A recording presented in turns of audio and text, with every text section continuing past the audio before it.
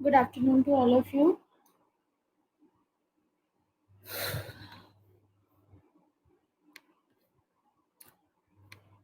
Good afternoon, Mohil.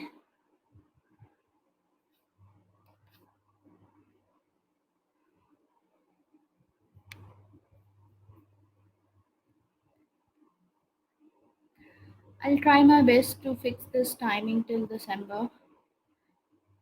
But given that these days I'm not good, तो मैं अपने हिसाब से देखूंगी. ठीक है, अभी भी आई वाज थिंकिंग कि क्लास ना लूं, लेकिन फिर धीरे धीरे करके मैं क्लास लूंगी. ठीक है, आई ट्राई कि आज आपको टॉपिक ये पढ़ा दें. पिछले दिनों से मुझे लगातार फीवर है एक्चुअली, और वो ठीक नहीं हो रहा है.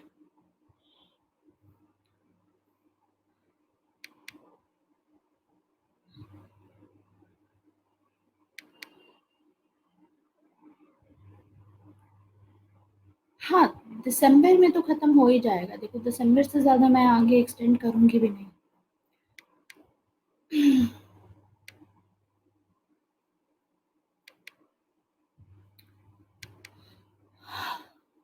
तो एक नया शुरू करेंगे हम यहाँ पर टॉपिक. अभी इससे पहले हमारा पेपर 1 सेक्शन ए में कुछ टॉपिक्स बचे हैं, वो हम फिनिश कर लेंगे आने वाली क्लासेस में. ठीक है, दैट आई फिनिश. अभी फ़िलहाल आज के लिए हम नया स्टार्ट करेंगे, बिकॉज़ ऐसे डिफ़िकल्टी रहती है हमको कवर करने में. जितने डाउट क्लियरिंग सेशन होंगे उसमें मैं कवर कर लिया करूँगी. ठीक है, तो टॉपिक्स जो बचे हैं वो मैं बता देती हूँ. एक तो ह्यूमन राइट्स वाला बचा है. ह्यूमन राइट्स, इक्वालिटी का टॉपिक बचा है. जब भी डाउट क्लियरिंग सेशन होगा उसमें ये फिनिश हुआ करेगा. साथ में जस्टिस का टॉपिक है. ये 3 हो गए. और सर सैयद अहमद खान और अरविंदो घोष हम कवर कर चुके हैं. एंड इंडियन पॉलिटिकल थॉट में हमारा गांधी, अंबेडकर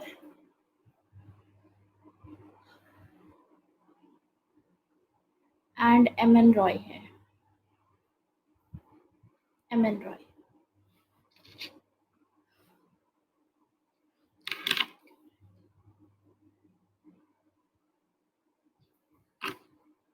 तो ये टॉपिक्स कुछ बचे हैं हमारे.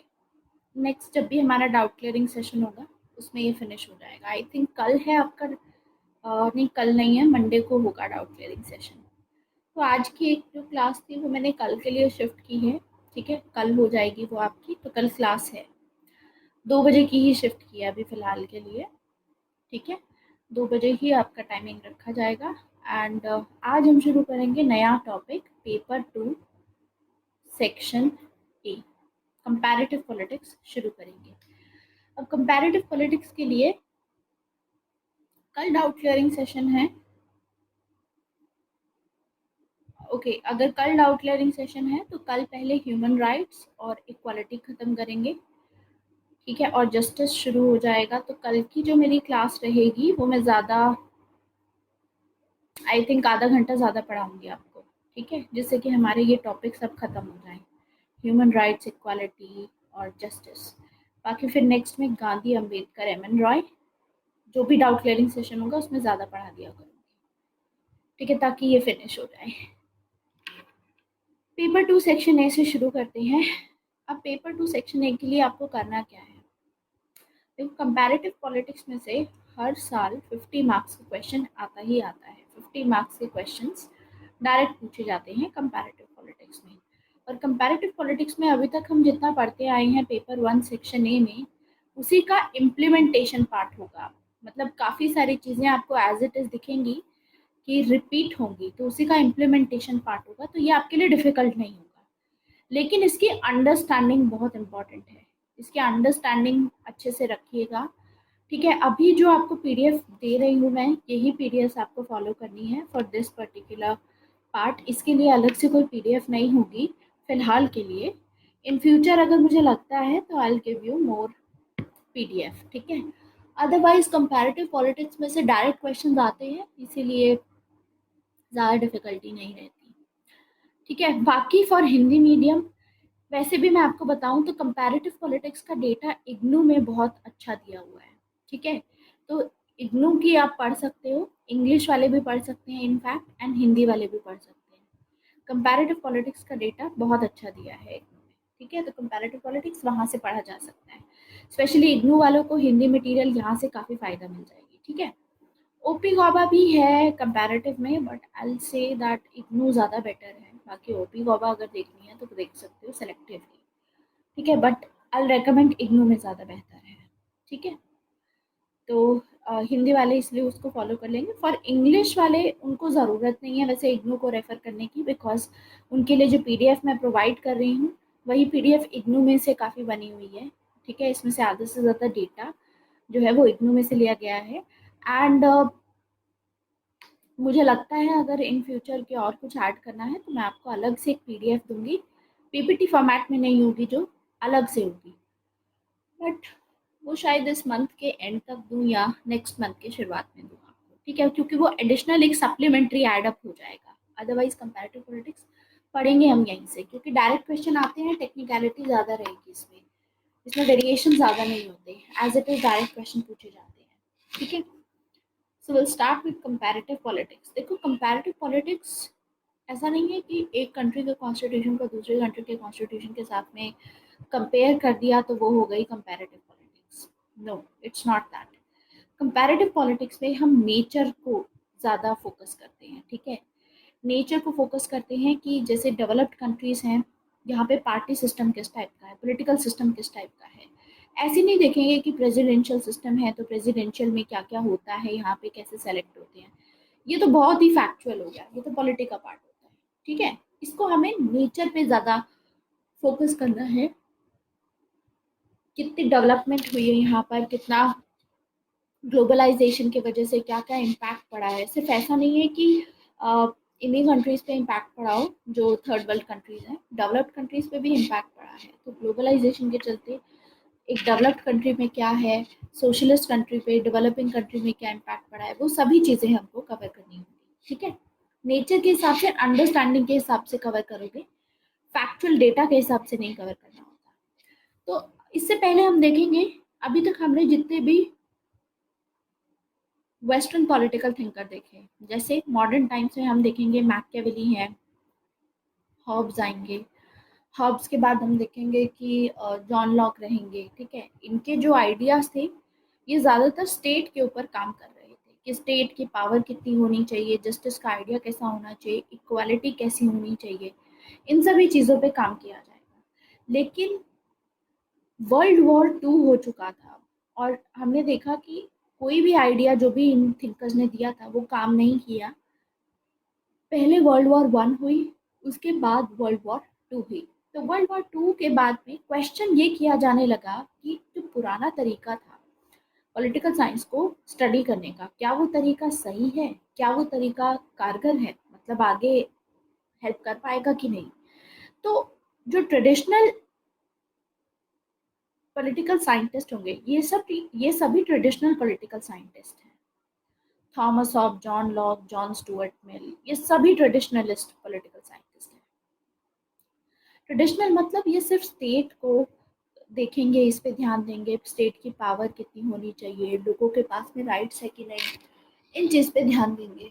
ये इन चीज़ों पे ध्यान नहीं दे पाएंगे कि क्या ऐसा हो रहा है जिसकी वजह से वर्ल्ड वॉर हुई है और क्या किया जाना चाहिए जिससे कि आगे ऐसी वॉर्स फ्यूचर की अवॉइड की जा सके।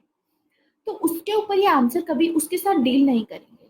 और यही होगा कि जब वर्ल्ड वॉर टू के बाद में मीटिंग बुलाई जाएगी जिसमें सभी देश होंगे, वहाँ पर बहुत सारे स्कॉलर्स आएंगे, लेकिन पॉलिटिकल साइंटिस्ट को नहीं बुलाया जाएगा, इन ट्रेडिशनल पॉलिटिकल साइंटिस्ट को नहीं बुलाया जाएगा, इनको इनवाइट ही नहीं किया गया। और जिसके चलते हम देखेंगे कि इसकी वजह से आगे चेंज होगा और बिहेवियरल पॉलिटिकल साइंस आएगी।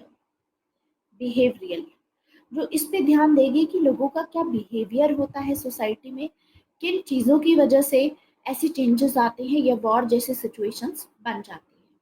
तो सारी चीज़ें किस पे बेस्ड होंगी, बिहेवियर पे बेस्ड हो जाएंगी। तो हमको देखने को मिलेगा कि वो जो पॉलिटिकल साइंटिस्ट जो ट्रेडिशनल थे वो सिर्फ स्टेट के ऊपर कॉन्स्टिट्यूशन को देखेंगे कि कैसा कॉन्स्टिट्यूशन बना है, उनको कंपेयर करेंगे, लेकिन ये नहीं देख पाएंगे, बिहेवियरल एस्पेक्ट नहीं देख पाएंगे। एट द सेम टाइम इसमें कुछ और कमियां भी होंगी ट्रेडिशनल में। तो आगे हम देखेंगे कि बिहेवियरल साइंस आएगी, मतलब लोगों के बिहेवियर के अकॉर्डिंग अब चीज़ें देखी जाएंगी कि कहाँ पर कौन सी कंट्री में कैसा बिहेवियर है, सोसाइटी कैसे उसको लाइक डिफरेंट तरीकों से इम्प्लीमेंट होता है। सपोज एक सेम पॉलिसी अगर यूएसए में भी अप्लाई की जाए और इंडिया में भी अप्लाई की जाए, तो क्या आपको लगता है कि वो सेम पॉलिसी का जो आउटकम होगा, जो उसका रिजल्ट होगा यूएसए के केस में और इंडिया के केस में, वो सेम रहेगा? What do you think? नहीं सेम रहेगा, है ना? क्यों? क्योंकि यूएसए के कंपैरेटिवली आप देखोगे कि वहाँ के लोगों का जो बिहेवियर है वो उस चीज़ को एक्सेप्ट करके वो ज़्यादा एक उसका रिजल्टेंट अच्छा रहेगा। इंडिया के केस में डाइवर्सिटी है, करप्शन है, अलग अलग लेवल ऑफ डेवलपमेंट का स्टेज है, जिसकी वजह से वेरिएशंस आएंगे ही आएंगे। ठीक है, वेरिएशंस आएंगी। तो सेम पॉलिसी अगर आप दो कंट्रीज में लगाते हो, उसका रिजल्टेंट जो होता है एट द एंड वो अलग निकल के आता है। और वो किसके बेसिस पे होता है? वो बिहेवियरल पे का पार्ट होता है कि वहाँ की सोसाइटी कैसे एक्ट कर रही है उसके अकॉर्डिंग। तो यही सब चीज़ें हम देखेंगे कि पहले ट्रेडिशनल साइंटिस्ट थे। तो कंपैरेटिव पॉलिटिक्स में हमें दो स्कूल देखने को मिलते हैं, इसमें दो अप्रोचेस देखने को मिलती है, मेजर अप्रोचेस मैं बात कर रही हूँ। पहली अप्रोच थी ट्रेडिशनल अप्रोच। ट्रेडिशनल अप्रोच वही सब जो लीगल इंस्टीट्यूशनल अप्रोच थी, जो स्टेट को स्टडी करते थे। स्टेट में जितने इंस्टीट्यूशंस हैं, जैसे मान लीजिए एग्जीक्यूटिव हो गए, इनको स्टडी करते थे। कॉन्स्टिट्यूशन को स्टडी कर लिया, रूल्स को स्टडी कर लिया, रूल्स और रूल्स की बुक को। लेकिन सब कुछ स्टेट पॉलिटिक्स से रिलेटेड होता था। ठीक है, तो ट्रेडिशनल साइंटिस्ट नहीं कर पाए उस हिसाब से इसको ओवरकम। तो हम देखेंगे कि वर्ल्ड वॉर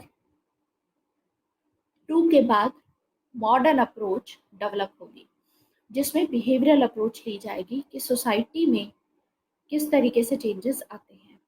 देखो, पहले लीगल इंस्टीट्यूशनल क्यों होगी, अब बिहेवियरल क्यों आई, ये रीज़न हमको जानना है। इसको अच्छे से और समझते हैं तो एक चीज़ याद रखोगी कि इसमें इस फील्ड में कंपैरेटिव पॉलिटिक्स में जब भी हम बात करते हैं, कुछ स्कॉलर्स का कहना है कि इसका जो सेंटर होता है बहुत ही मेसी सेंटर होता है। मेसी सेंटर मतलब काफ़ी इसमें ये नहीं पता चल पाएगा हमको कि सेंटर में क्या चीज़ जा रही है, मतलब वेटेज किसको ज़्यादा देंगे। सोसाइटी को भी क्योंकि डिस्कस करेंगे, इकोनॉमी को भी डिस्कस किया जाएगा इसमें, उस हिसाब से देखेंगे। ठीक है, तो मॉडर्न अप्रोचेस में हमारे 7-8 अप्रोचेस हैं जो हमको कवर करनी है।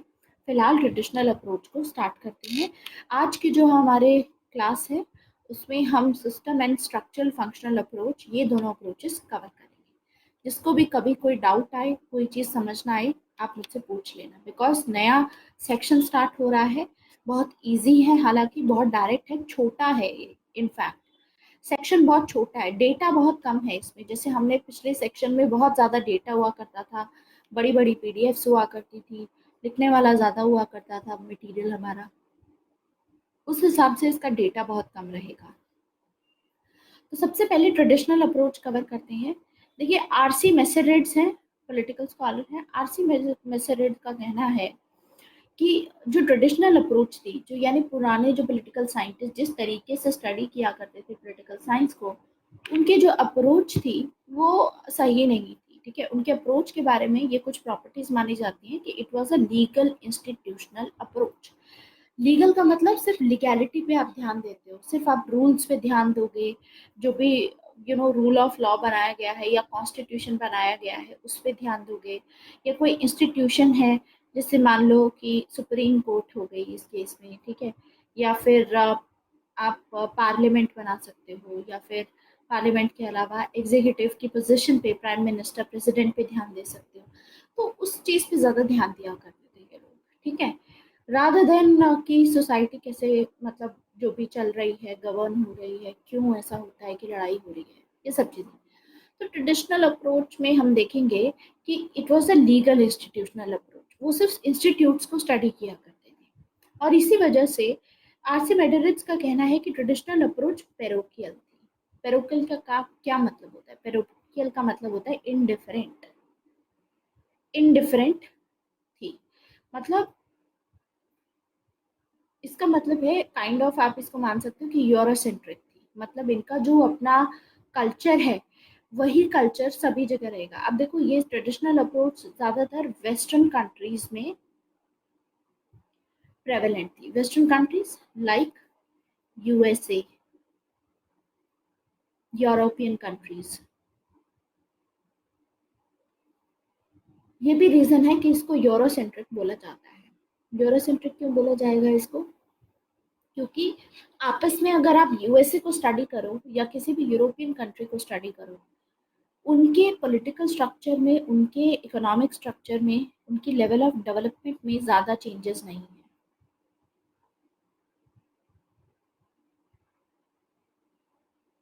Whether it is political development, economic development, cultural development, इनका कल्चर भी सेम है। हम देखते हैं वेस्टर्न कल्चर सब सेम है, राइट? कल्चर सेम है ना? So what we see is, no, he is not a thinker of traditional approach. वो खुद इसको क्रिटिसाइज कर रहे हैं अंश। तो थिंकर नहीं होंगे, ट्रेडिशनल अप्रोच को तो वो वैसे भी सपोर्ट नहीं करते हैं, ठीक है?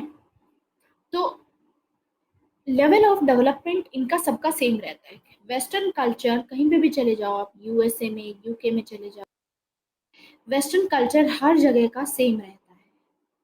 It is same culture wise, economic development wise ये कंट्रीज काफ़ी एडवांस हैं। सब जगह क्लीनलीनेस देखने को मिलेगी, वॉलमार्ट्स और ये सब चीज़ें देखने को मिलेंगी, ठीक है? पॉलिटिकल वाइज भी, पॉलिटिकल सिस्टम वाइज भी जिस हिसाब से इनका काम होता है, ठीक है, वो सब काफ़ी सिमिलर रहता है। तो जब हम इनको कंपेयर करेंगे तो ज़्यादा डिफरेंस नहीं आएगा, ठीक है? इस वजह से इसको इन्होंने बोला कि जो ट्रेडिशनल अप्रोच है ये नॉन कंपैरेटिव है।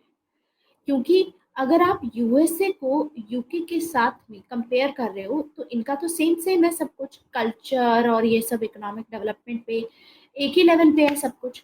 तो आप तो कंपेयर कर रहे हो इनको, लेकिन वैसे देखोगे इन रियलिटी तो ये नॉन कंपैरेटिव ही लगेगा, क्योंकि ज़्यादा कंपेयर तो है नहीं। कंपैरिजन वहाँ होता है जहाँ डिफरेंसेस ज़्यादा रहते हैं, ना कि ना सिमिलैरिटी ज़्यादा रहती है। आपस में डिफरेंसेस ज़्यादा होने चाहिए कंट्रीज के बीच में, ठीक है? जिन लोगों को अभी समझ नहीं आ रहा है, अगला आधा घंटा मुझे दीजिए, उसके बाद at the end you will get to know कि क्या हो रहा है इसमें, क्यों ऐसा हो रहा है, हम क्यों डिस्कस कर रहे हैं ये सब चीज़ें, ठीक है? तो फिलहाल बस ये याद रखो कि जो ट्रेडिशनल अप्रोच थी वो सही नहीं थी, और इसीलिए एक नई अप्रोच की ज़रूरत थी अगर हमें कंट्रीज़ को समझना है तो, कि एक कंट्री किस तरीके से परफॉर्म करती है, एक कंट्री में किस तरीके से चेंजेस आते हैं। सेम पॉलिसी अगर दूसरे कंट्री में लगाओगे तो वहाँ पर उसका रिजल्ट डिफरेंट निकलेगा, ठीक है? तो अगर आप जब भी कंट्रीज़ को कंपेयर करते हो तो पुराने तरीके से अगर आप कंपैरिजन करोगे, आज मॉडर्न अप्रोच फॉलो की जाती है, लेकिन पुराने तरीके से इसको कंपेयर करोगे तो you will get to know कि ज़्यादा तो था ही नहीं कंपेयर करने वाला। ऐसा क्यों था? क्योंकि हम बात कर रहे हैं वर्ल्ड वॉर टू से पहले की। ट्रेडिशनल अप्रोच एग्जिस्ट करती थी वर्ल्ड वॉर टू से पहले, और वर्ल्ड वॉर टू से पहले हम देखेंगे कि मैक्सिमम जो कंट्रीज थी, यूएसए, यूके, इन्हीं को स्टडी किया जाता था ज़्यादा। बाकी सब कंट्रीज को क्यों स्टडी नहीं किया जाएगा? क्योंकि वो कंट्रीज इंडिपेंडेंट नहीं थी। बाकी सभी कंट्रीज वर्ल्ड वॉर टू से पहले कॉलोनीज हुआ करती थी, जैसे इंडिया खुद एक कॉलोनी थी, कॉलोनीज हुआ करती थी, दैट्स वाई इंडिया खुद कॉलोनी थी। तो जो चीज़ कॉलोनी है, अगर कोई कंट्री, तो वो तो यूके के अंडर में ही आ गई ना, तो आप वहाँ पर जो भी डिसीजन लिए जाएंगे वो यूके ही लेगा। तो इसीलिए कॉलोनीज को स्टडी नहीं किया जाता था। तो ये जो स्कॉलर्स थे, जितने भी स्कॉलर्स स्टडी किया करते थे पॉलिटिकल साइंस में, ये ज़्यादातर बस यूएसए और यूके को लेकर के, यूरोपियन कंट्रीज को लेकर के, यूरोप की कंट्रीज थी इनको स्टडी किया करते थे। आपने कभी सुना कि थॉमस हॉब्स ने इंडिया को स्टडी किया हो, या कभी जॉन लॉक ने इंडिया को स्टडी करके कुछ बोला हो? जॉन स्टुअर्ट मिल ने भी जब अपनी बात कही थी, तो उन्होंने भी यही बोला था कि कॉलोनी में डेमोक्रेसी को नहीं इंट्रोड्यूस करना चाहिए, है ना? ज़्यादा बात तो की ही नहीं।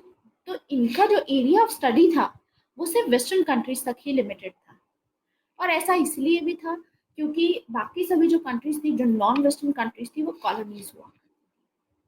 तो काफ़ी हद तक तो सही भी है बात। तो लेकिन हम देखेंगे कि आरसी मैसेरिड्स यही बोलते हैं कि एक तो पेरोकियल है, इनको अपने कल्चर से मतलब था ऑब्वियसली, दूसरे कल्चर को लेकर के दे वर वेरी इंडिफरेंट। दूसरा कल्चर तो कॉलोनीज में ही प्रेजेंट होगा, but they had strong foreign policy. Who had strong foreign policy? Biswa ji. कि इनकी स्ट्रॉन्ग फॉरेन पॉलिसी थी?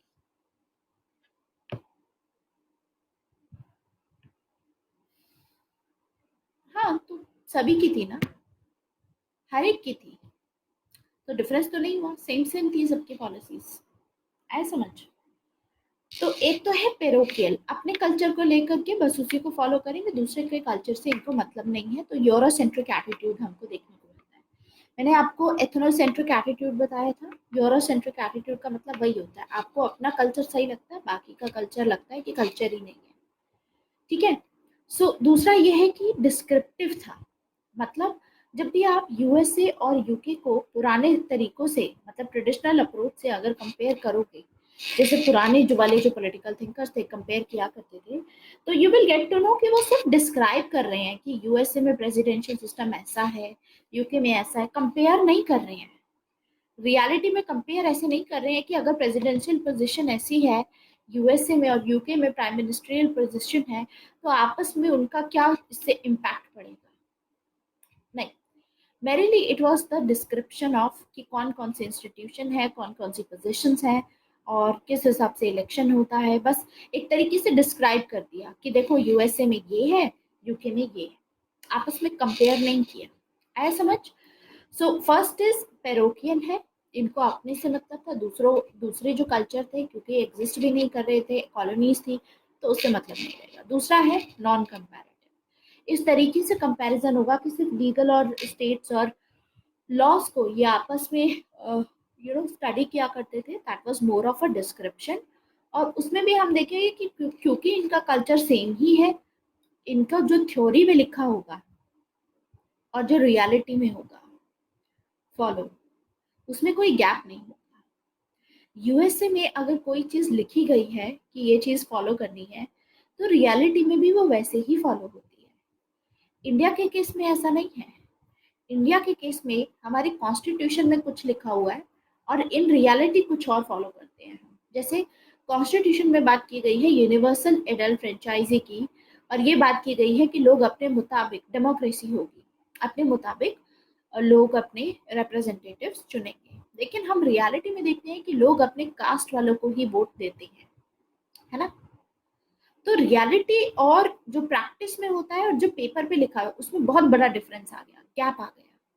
तो ये भी एक दिक्कत थी। ठीक है। दूसरा है कि ये मोनोग्राफिक है, स्टैटिक था, काफी डायनामिक कंपैरिजन नहीं था। ऐसा नहीं था कि चेंज हो रहा है, 10 साल बाद आप इनको कंपेयर करोगे तो कुछ अलग निकलेगा।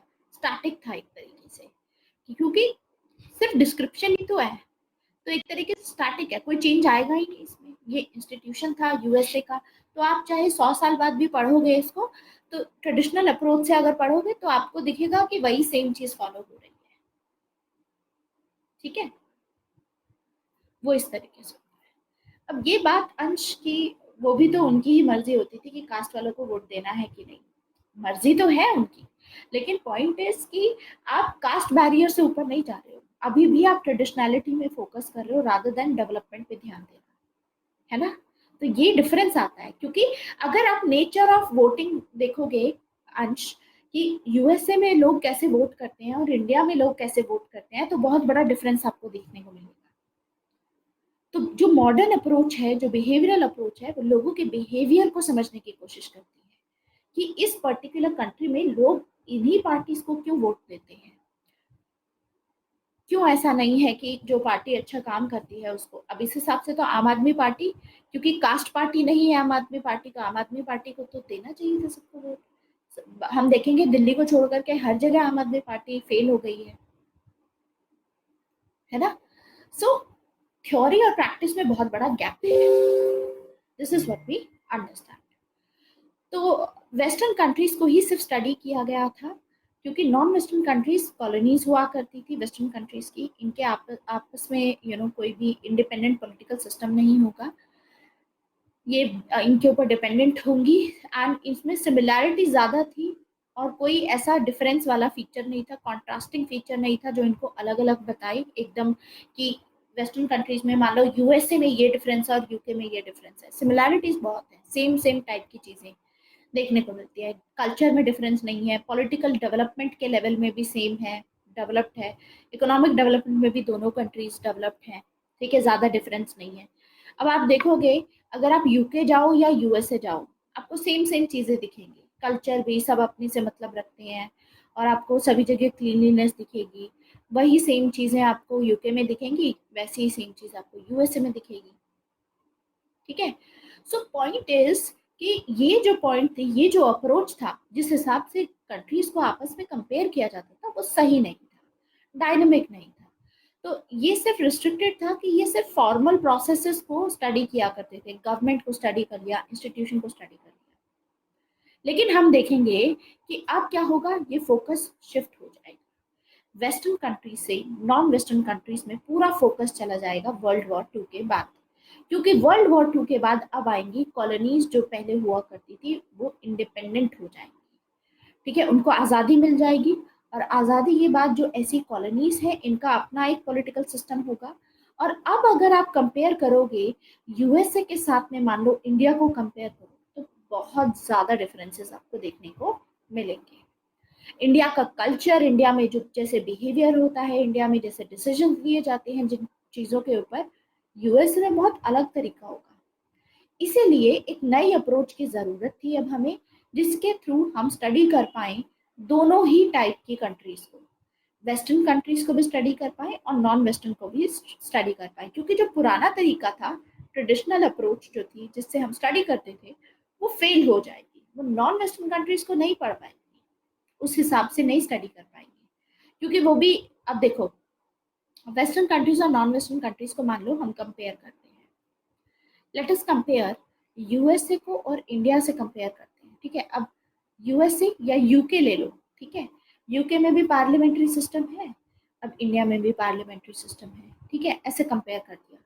अब यूएसए में प्रेसिडेंशियल सिस्टम है, हमारे यहाँ पे भी प्रेसिडेंट है, लेकिन हालांकि जो हमारे यहाँ पे प्रेसिडेंट है वो नॉमिनल हेड है।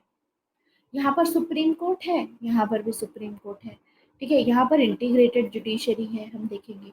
तो ये तो इंस्टीट्यूशंस को बस स्टडी करना हुआ, तो इस तरीके से तो हम स्टडी कर लेंगे। लेकिन जब हम इन रियलिटी देखेंगे, थ्योरी में तो हमको सिमिलैरिटीज दिख रही हैं, लेकिन इन प्रैक्टिस जब आप देखोगे तो यूएसए में तो पेंडिंग केसेस नहीं है इतने जुडिशरी के, लेकिन इंडिया में देखोगे अगर आप, तो इंडिया में आज के टाइम पे ऑलमोस्ट 3 करोड़ केसेस जो हैं वो पेंडिंग है। ऑन पेपर सब कुछ सेम दिखेगा आपको, लेकिन इन रियलिटी बहुत बड़ा गैप है। तो यानी ट्रेडिशनल अप्रोच अब कारगर साबित नहीं होगी, जिसके थ्रू हम western countries and non western countries दोनों को ही स्टडी कर पाए। आया समझ? ये अब दिक्कत थी, इसीलिए हमने पढ़ा कि आरसी मेटेरियट्स क्यों बोलते हैं कि जो ट्रेडिशनल जो अप्रोच थी वो एकदम फेल हो चुकी है, नए अप्रोच की ज़रूरत है। तो क्वेश्चन जब आएगा तो इस हिसाब से हम कर सकते हैं, population is to be blame, not the system. No, it's not that. Population ज़्यादा भी हो तो भी आप कर सकते हो, चेंज रहेगा। अब देखो, चाइना की पॉपुलेशन इंडिया की पॉपुलेशन काफ़ी क्लोज है राघव, स्टिल विल से कि जिस हिसाब से डेवलपमेंट चाइना में हो रही है और जिस हिसाब से डेवलपमेंट इंडिया में हो रही है वो तो बिल्कुल डिफरेंट है। Am I correct? Population is not the way, it can be one of the reason, but totally we can not base it upon population. Mindset, culture की भी बात होती है। अब इंडिया वालों ने मॉडर्नाइजेशन एक्सेप्ट किया, ठीक है, डेमोक्रेसी इंट्रोड्यूस की, तो वो सभी चीजें हम देखते हैं।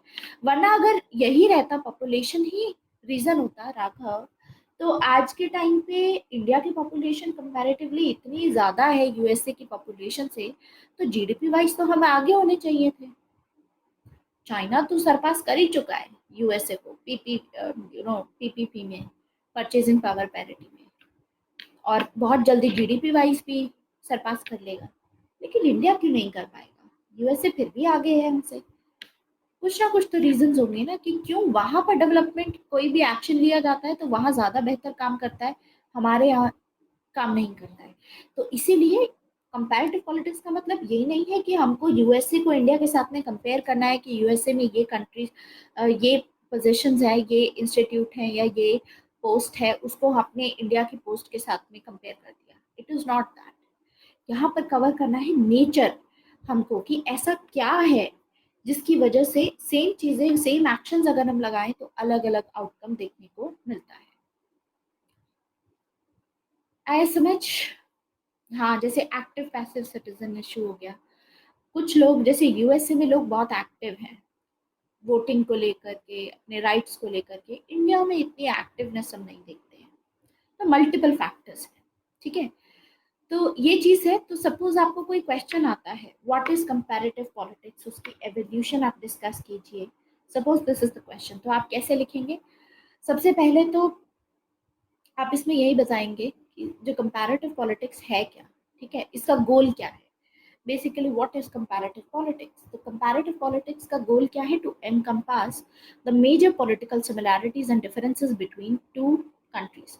जो मेजर पॉलिटिकल सिमिलैरिटीज हैं एंड डिफरेंसेस हैं, उसको ये कवर करता है। गोल है ये जानना, ठीक है। तो इसका जो टास्क रहता है वो यही रहता है कि कुछ ऐसे पर्सपेक्टिव है, जैसे मान लो कुछ चीज़ें कांस्टेंट होंगी, कुछ चीज़ें वेरिएबिलिटी होगी, वो सभी को पता करना कि गवर्नमेंट में कौन सी चीज़ें हैं जो कांस्टेंट यहाँ पर बनी हुई हैं, और जिसकी वजह से ऐसे कौन से वेरिएशंस आ रही हैं जिसकी वजह से चेंजेस भी आती हैं, लेवल ऑफ डेवलपमेंट का चेंज है। अगर अगर सेम पॉलिसीज हम मान लो पाकिस्तान में लगाते हैं और इंडिया में भी लगाते हैं, तो आपको पता है इंडिया ज़्यादा आगे रहेगा और पाकिस्तान थोड़ा पीछे रहेगा। लेवल ऑफ डेवलपमेंट उस हिसाब से नहीं होगी कंपैरेटिवली। अगर आप देखोगे भी तो ये मैटर करता है कि किस टाइप का पॉलिटिकल सिस्टम था और पॉलिटिकल सिस्टम में कैसे चेंजेस आए। तो गुनार मेड्रियाल, इसमें हम दोबारा से पढ़ेंगे। ऐसी हुमजा अलवी, ओवर डेवलप्ड स्टेट का जो कॉन्सेप्ट है हुमजा अलवी का, वो हम दोबारा से पढ़ेंगे यहाँ पर। जो हुमजा अलवी बोलते हैं पाकिस्तान के बारे में कि पाकिस्तान के अंदर पॉलिटिकल डेवलपमेंट इतनी ज़्यादा है जिसकी वजह से इकोनॉमिक डेवलपमेंट नहीं हो पा रही है। तो हम जानने की कोशिश करेंगे कि ऐसा क्या रीज़न है। पॉलिटिकल डेवलपमेंट तो अच्छी होती है, लेकिन पॉलिटिकल डेवलपमेंट इकोनॉमिक डेवलपमेंट के लिए क्यों काम नहीं कर रही है, वो सभी चीज़ें समझने की कोशिश करेंगे। तो सबसे पहले आप कंपैरेटिव पॉलिटिक्स को डिफाइन करेंगे। उसके बाद बताएंगे एवोल्यूशन में कि 1955 में आरसी मैसेरिड्स थे, इन्होंने बताया, इन्होंने क्रिटिसाइज किया ट्रेडिशनल अप्रोच को कि ये नॉन कंपैरेटिव है, डिस्क्रिप्टिव है, पेरोकियल है, स्टैटिक है, मोनोग्राफिक है, ऐसे बताओगे, ठीक है। Mainly it is non comparative and descriptive only, ठीक है। सो इनकी जो, ये खुद ही बताते हैं कि कंपैरेटिव पॉलिटिक्स, जो ट्रेडिशनल पॉलिटिशियंस थे, जो ट्रेडिशनल हमारे थिंकर्स थे, वो कुछ नंबर ऑफ कंट्रीज को जब डिस्क्राइब करेंगे, बस डिटेल में डिस्क्राइब करते हैं, कंपैरिजन नहीं करेंगे ज़्यादा, ठीक है, बस डिस्क्रिप्शन ज़्यादा है इसमें। It is monographic in character. एक ही एंगल से बस इंस्टीट्यूशंस को मोनोटोनस तरीके से बस डिस्क्राइब कर दिया।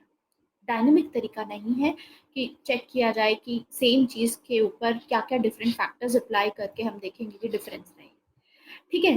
तो उसी के बेसिस पे ये बताओगे आपकी जो ट्रेडिशनल अप्रोच थी बहुत ही नैरोअर इन स्कोप थी, इस वजह से एक नई अप्रोच की ज़रूरत थी, और that's when this modern approach will come, ठीक है। क्योंकि अब वर्ल्ड वॉर 2 के बाद से फोकस शिफ्ट हो जाएगा, क्योंकि अब ज़रूरत होगी जो नई कंट्रीज उभर रही हैं उनके बीच में, और यूएसए और यूरोपियन कंट्रीज जो हैं इनके बीच में बहुत बड़ा गैप होगा, और उसको समझने के लिए ट्रेडिशनल अप्रोच काफ़ी नहीं थी उसका, क्योंकि स्कोप ही बहुत नैरो था, वो नहीं कवर कर सकती।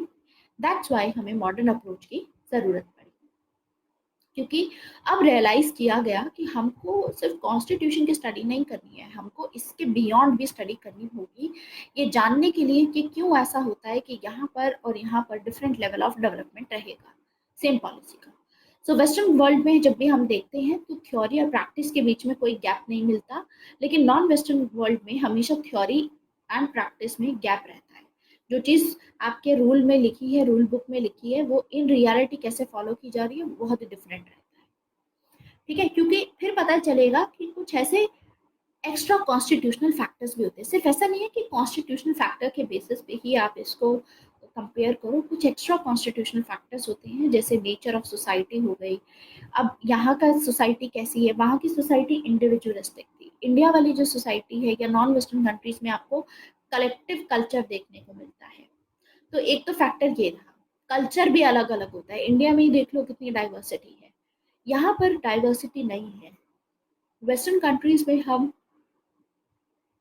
देखते हैं कि होमोजीनियस कल्चर है, मतलब सभी एक ही प्रकार का कल्चर, इंडिविजुअलिस्टिक कल्चर फॉलो करते हैं, होमोजेनिटी है।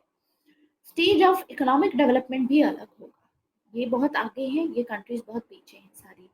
मॉडर्नाइजेशन का लेवल बहुत अलग है, टेक्नोलॉजी वाइज, मॉडर्नाइजेशन वाइज। यहाँ पर अभी जो आपको ऐसी ऐसी चीजें यहाँ पर मिलेंगी, जैसे यहाँ पर अभी भी 5G चल रहा है, ठीक है, चल चुका है, और इंडिया में अभी तक 5G इंट्रोड्यूस नहीं हुआ है, अभी भी हम 4G पे ही चल रहे हैं, 5G अभी आएगा, ठीक है।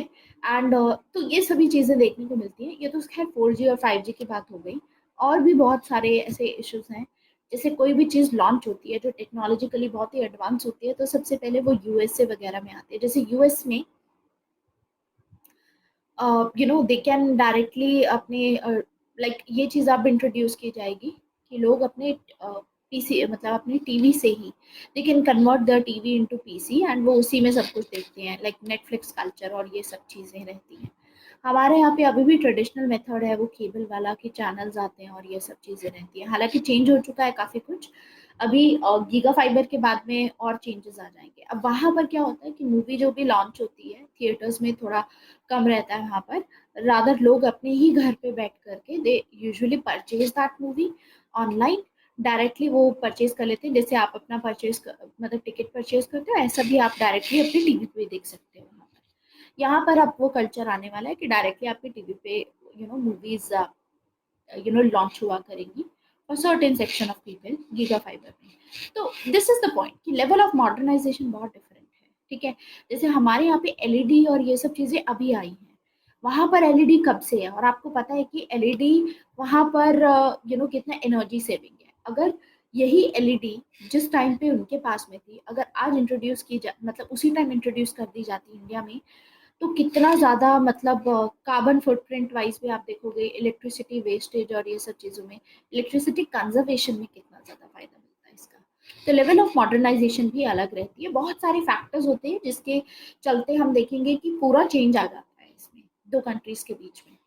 तो इसीलिए मॉडर्न अप्रोच अप्लाई की गई, और मॉडर्न अप्रोच में बहुत सारी अप्रोच हैं, जिसमें से आती है एक सिस्टम अप्रोच, दूसरी है स्ट्रक्चरल फंक्शनल, ऐसे ही political culture, political sociology, political economy, political develop, I think modernisation, political modernisation approach, ये सभी अभी हम कवर करेंगे आने वाली क्लासेस में। फिलहाल के लिए आज सिस्टम अप्रोच से शुरू करेंगे, ठीक है। तो जो कंपैरेटिव पॉलिटिक्स है, मॉडर्न अप्रोच के अंडर में हम देखेंगे कि कंपैरेटिव पॉलिटिक्स जब भी हम कंपेयर करते हैं मॉडर्न अप्रोचेस के चलते, तो स्कोप बहुत ज़्यादा वाइड हो जाता है। ट्रेडिशनल अप्रोच में नैरो स्कोप था, है ना, बहुत कम स्कोप था कि जब भी कंपेयर करते तो ज़्यादा डिफरेंसेस निकल के आए। मॉडर्न अप्रोच जब अप्लाई करेंगे तो ज़्यादा डिफरेंसेस निकल के आते हैं। तो इसमें सिर्फ ऐसा नहीं है कि सिर्फ इंस्टीट्यूशन पे ध्यान दिया जाए, इसमें पॉलिटिकल प्रोसेस कैसे काम करता है उस पर भी ध्यान दिया जाता है। इसमें पॉलिटिकल पार्टीज, प्रेशर ग्रुप को समझा जाता है, इंटरेस्ट ग्रुप को समझा जाता है, मूवमेंट्स को समझा जाता है। जैसे मान लो कुछ सोशल मूवमेंट्स होती हैं जो इंडिया में होती है और कुछ होती है यूएसए में होती है। तो जो सोशल मूवमेंट्स इंडिया में होती है और जो यूएसए में होती है वो भी डिफरेंट होती है, वो भी डिफरेंट है। जैसे वहां पर जो ज्यादातर सोशल मूवमेंट्स होंगी वो इस चीज से रिगार्डिंग होती है कि एनवायरनमेंट हो गया, पेटा वाली हो गई कि एनिमल्स के प्रोटेक्शन के लिए, ऐसी सोशल मूवमेंट्स वहां पर होती हैं।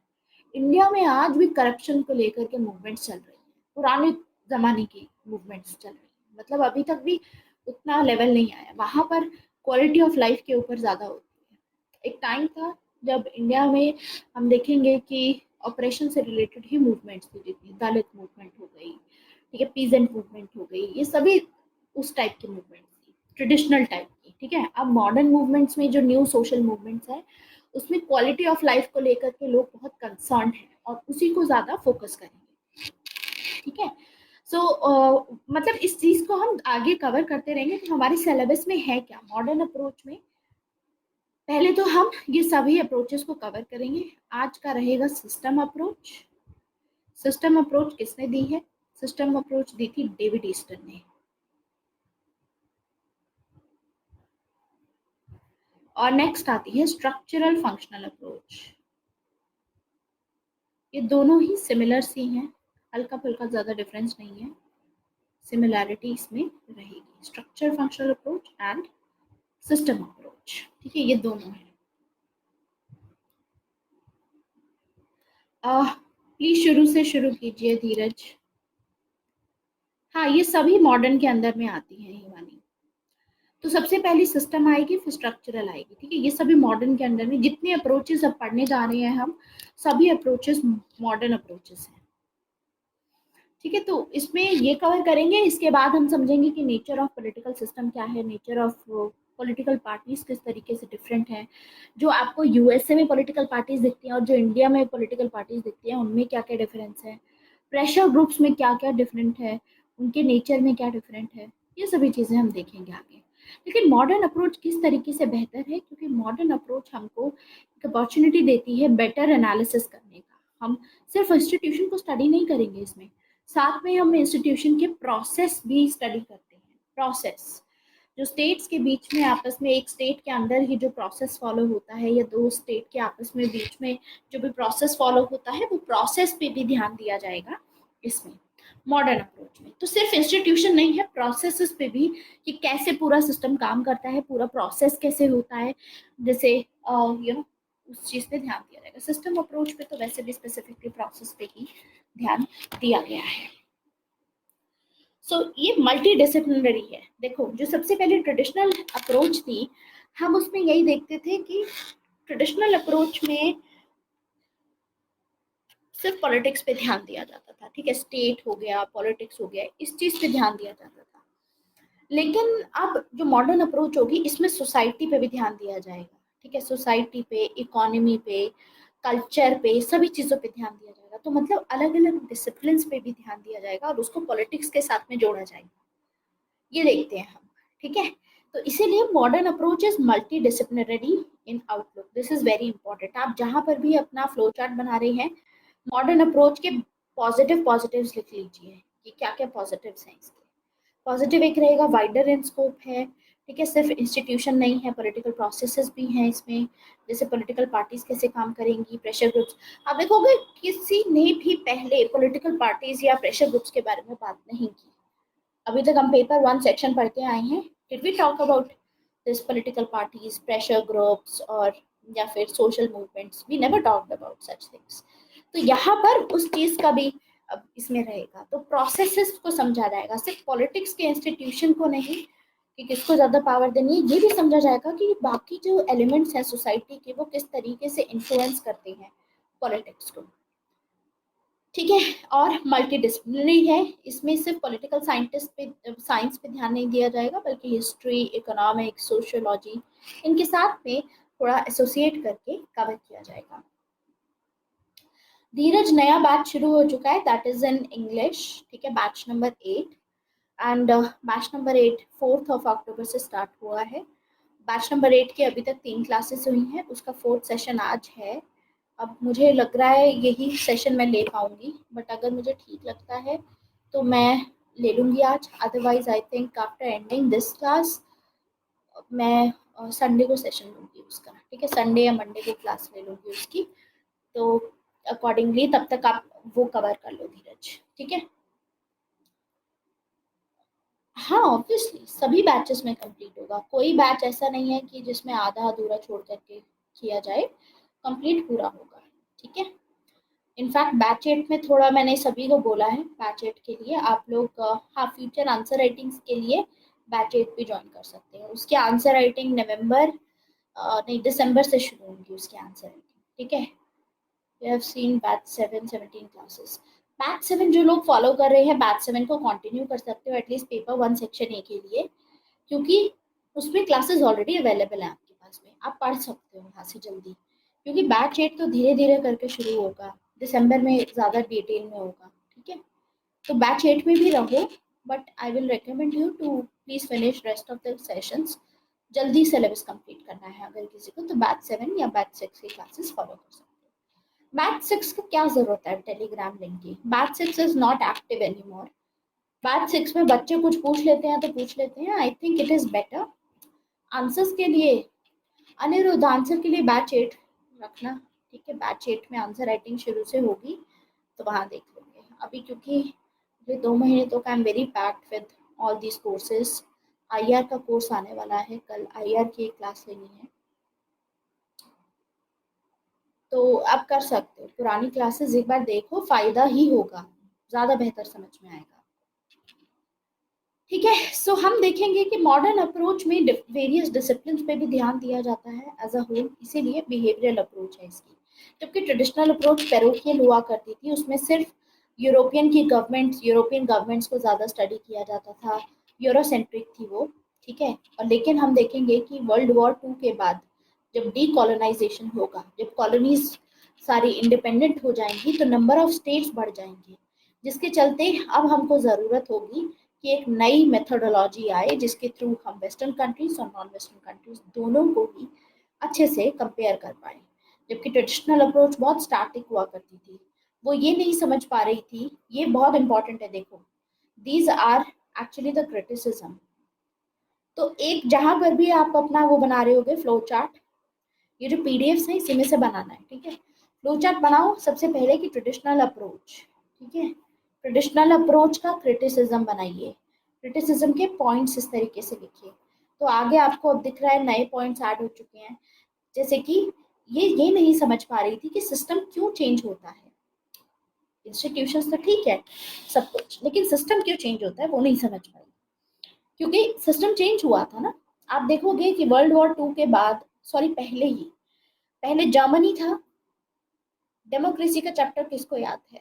हमने उसमें पढ़ा था कि जर्मनी पहले यूरोपियन कंट्रीज का क्योंकि पार्ट है, तो जर्मनी पहले डेमोक्रेसी थी, है ना, डेमोक्रेसी थी। इनफैक्ट जो हिटलर आए थे, हिटलर को भी इलेक्ट किया गया था, इलेक्शंस के थ्रू हिटलर पावर में आए थे, और बाद में वो डिक्टेटर बन जाएंगे। तो हुई तो ये डेमोक्रेसी ही थी ना, लेकिन बाद में चेंज हो गया था सिस्टम, डेमोक्रेसी से बाद में बन जाएगा ये फासिस्ट कंट्री। तो ट्रेडिशनल अप्रोच ये नहीं समझ पाई कि सिस्टम क्यों चेंज होता है, जिस हिसाब से इटली में भी ऐसे ही चेंज हुआ, पोर्चुगल में चेंज हुआ है, ठीक है, ऐसे ही यहाँ पर चेंज हुआ जर्मनी में। दूसरा ये था कि इसमें ये भी नहीं समझ पाई कि how political system change from tradition to modernity, धीरे धीरे करके ट्रेडिशनल से मॉडर्निटी वाला जो वे था वो कैसे चेंज हुआ। देखो पहले यूएसए में, या पहले यूके हुआ करता था, ठीक है, या यूएसए ले लो आप, ठीक है, उसमें पहले ट्रेडिशनल फॉलो किया जाता था कि स्टेट होता था, स्टेट लॉज बनाता था, सब कुछ होता था। ठीक है, आज के टाइम पे यूएसए को देखोगे तो यूएसए में डेमोक्रेसी ये चीज़ें ज़्यादा इंपॉर्टेंट है रादर देन लॉ मेकिंग, लोगों के पास में पावर है। तो ट्रेडिशनल वे से अब जो मॉडर्निटी में किस तरीके से ये चेंज हुआ है, इसको भी नहीं स्टडी कर पा रहा था traditional approach. Eight the same time problems that rapid change can produce, अब ऑब्वियसली एकदम से चेंज आता है अगर सोसाइटी में, तो उसके चलते कुछ प्रॉब्लम्स एमर्ज होती हैं। तो वो प्रॉब्लम्स को भी ये स्टडी नहीं कर पा रहा था, वो समझ नहीं पा रहा था कि ऐसी प्रॉब्लम्स क्यों जनरेट हो रही हैं। At the same time why some systems change more slowly than others. हाँ जी, अभी आवाज आ रही है?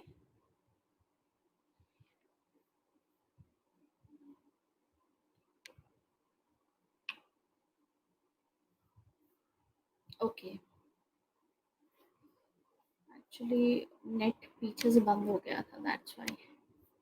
चलिए, तो ये सभी रीजंस थे इसमें, ठीक है, तभी मॉडर्न अप्रोच की ज़रूरत हमको पड़ी।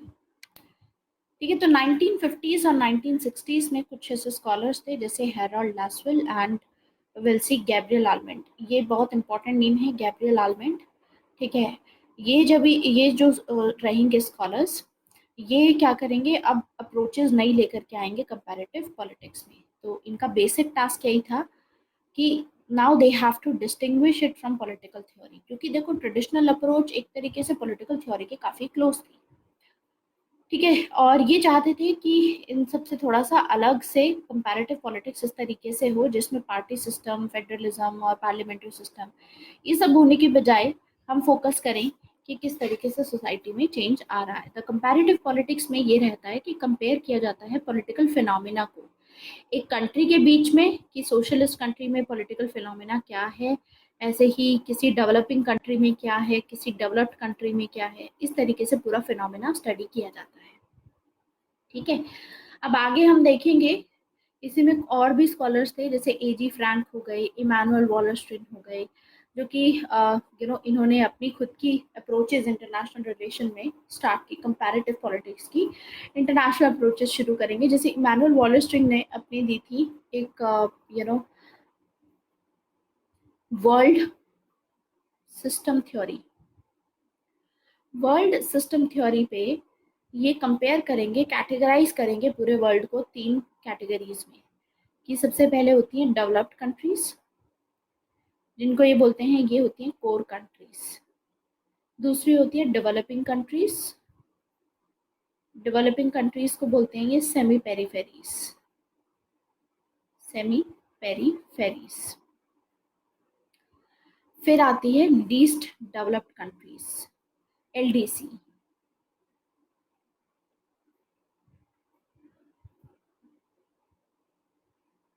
लीस्ट डेवलप्ड कंट्रीज, इनको बोला जाता है पेरीफेरीज।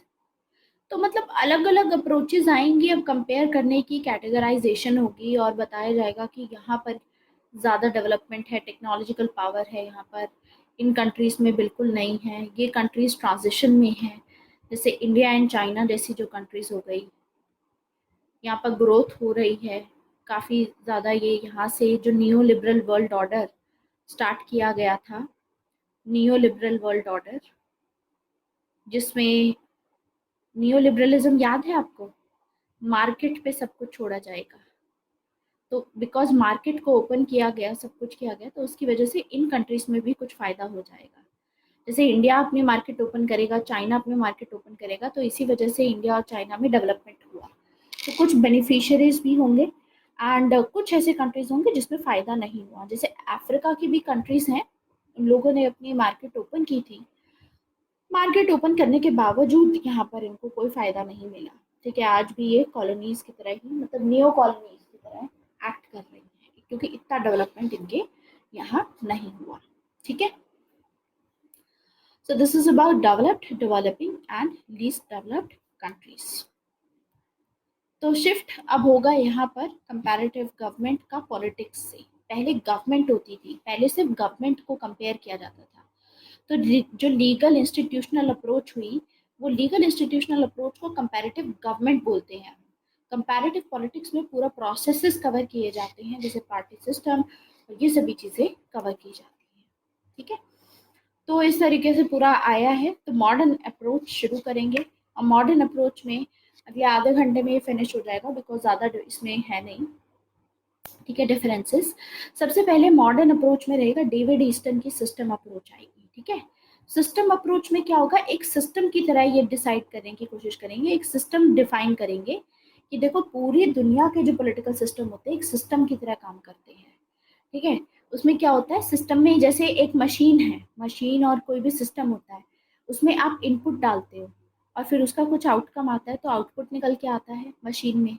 जैसे मशीन में आपने वॉशिंग मशीन चलाई, आपने इनपुट डाला कि कपड़े धोने हैं, तो आउटपुट क्या निकलेगा, 1 घंटे के बाद में जब वॉशिंग मशीन कपड़े धो करके आपको नोटिफाई करेगी, आजकल स्मार्ट वॉशिंग मशीन आ रही हैं, तो उसी में एज अ मशीन हम देखेंगे कि आउटपुट में हम देखेंगे कि कपड़े धुल करके हमारे पास ड्राई भी हो जाते हैं, एंड हमें उसको बस मैक्सिमम आधा घंटा बाद धूप में सुखाना होता है, एंड इट इज डन।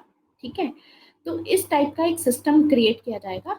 अब इनका क्या अप्रोच होगा, डेविड ईस्टन चाहते थे कि एक ऐसी चीज, मैं एक ऐसा सिस्टम डिफाइन करूं जिसके थ्रू हम दोनों ही कंट्रीज को स्टडी कर पाए, वेस्टर्न कंट्रीज को भी स्टडी कर पाए एंड नॉन वेस्टर्न कंट्रीज को भी स्टडी कर पाए। ये चाहते थे दोनों को स्टडी करना है।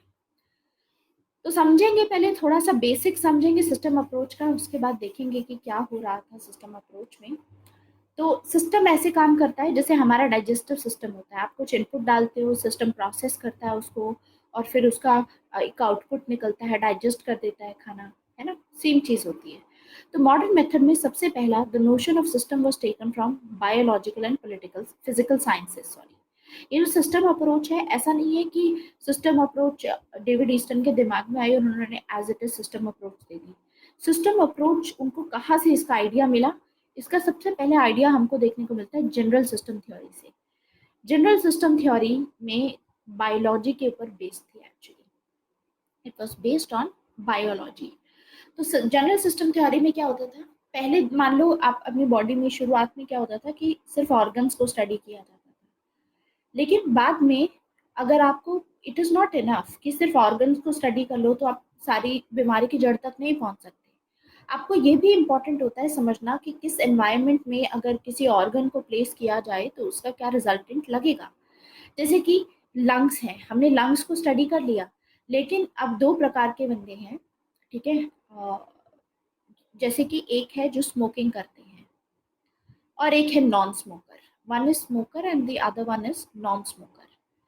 तो स्मोकर जो स्मोक कर रहा है, अब एनवायरनमेंट चेंज हो गया लंग्स का, तो यहाँ पर कैंसर होने की जो परसेंटेज होगी वो हाई रहेगी, जो नॉन स्मोकिंग है यहाँ पर कम रहेगी, लंग कैंसर होने की I'm talking about। तो ऐसा नहीं है कि सिर्फ एक ऑर्गन को ही स्टडी करना होता है, आपको ये भी समझ में आना चाहिए कि अगर पर्टिकुलर एक एनवायरनमेंट में हम उस ऑर्गन को प्लेस करते हैं तो उससे क्या चेंजेस आते हैं। तो यहाँ से जनरल सिस्टम थ्योरी जो बायोलॉजी में, साइंस में सबसे पहले लगाई गई थी, उसमें यही चीज़ बोली गई कि सिर्फ ऐसा नहीं है कि किसी ऑर्गन के फीचर्स आपको पता चल गए तो बस। जैसे कंपैरेटिव पॉलिटिक्स में क्या हो रहा था, ट्रेडिशनल में ये सिर्फ फीचर्स पे ध्यान दे रहे थे कि यूएसए में प्रेसिडेंशियल सिस्टम है, यूएसए में ये सब चीज़ें हैं, यूके में ये सब चीज़ें हैं, बस उस पर ध्यान दिया जाता था। It is also important to understand the process कि यहाँ पर किस तरीके से हो रहा है। प्रोसेस जो यूएसए में है वो कैसे डिफरेंट है यूके के प्रोसेस से या इंडिया के प्रोसेस से।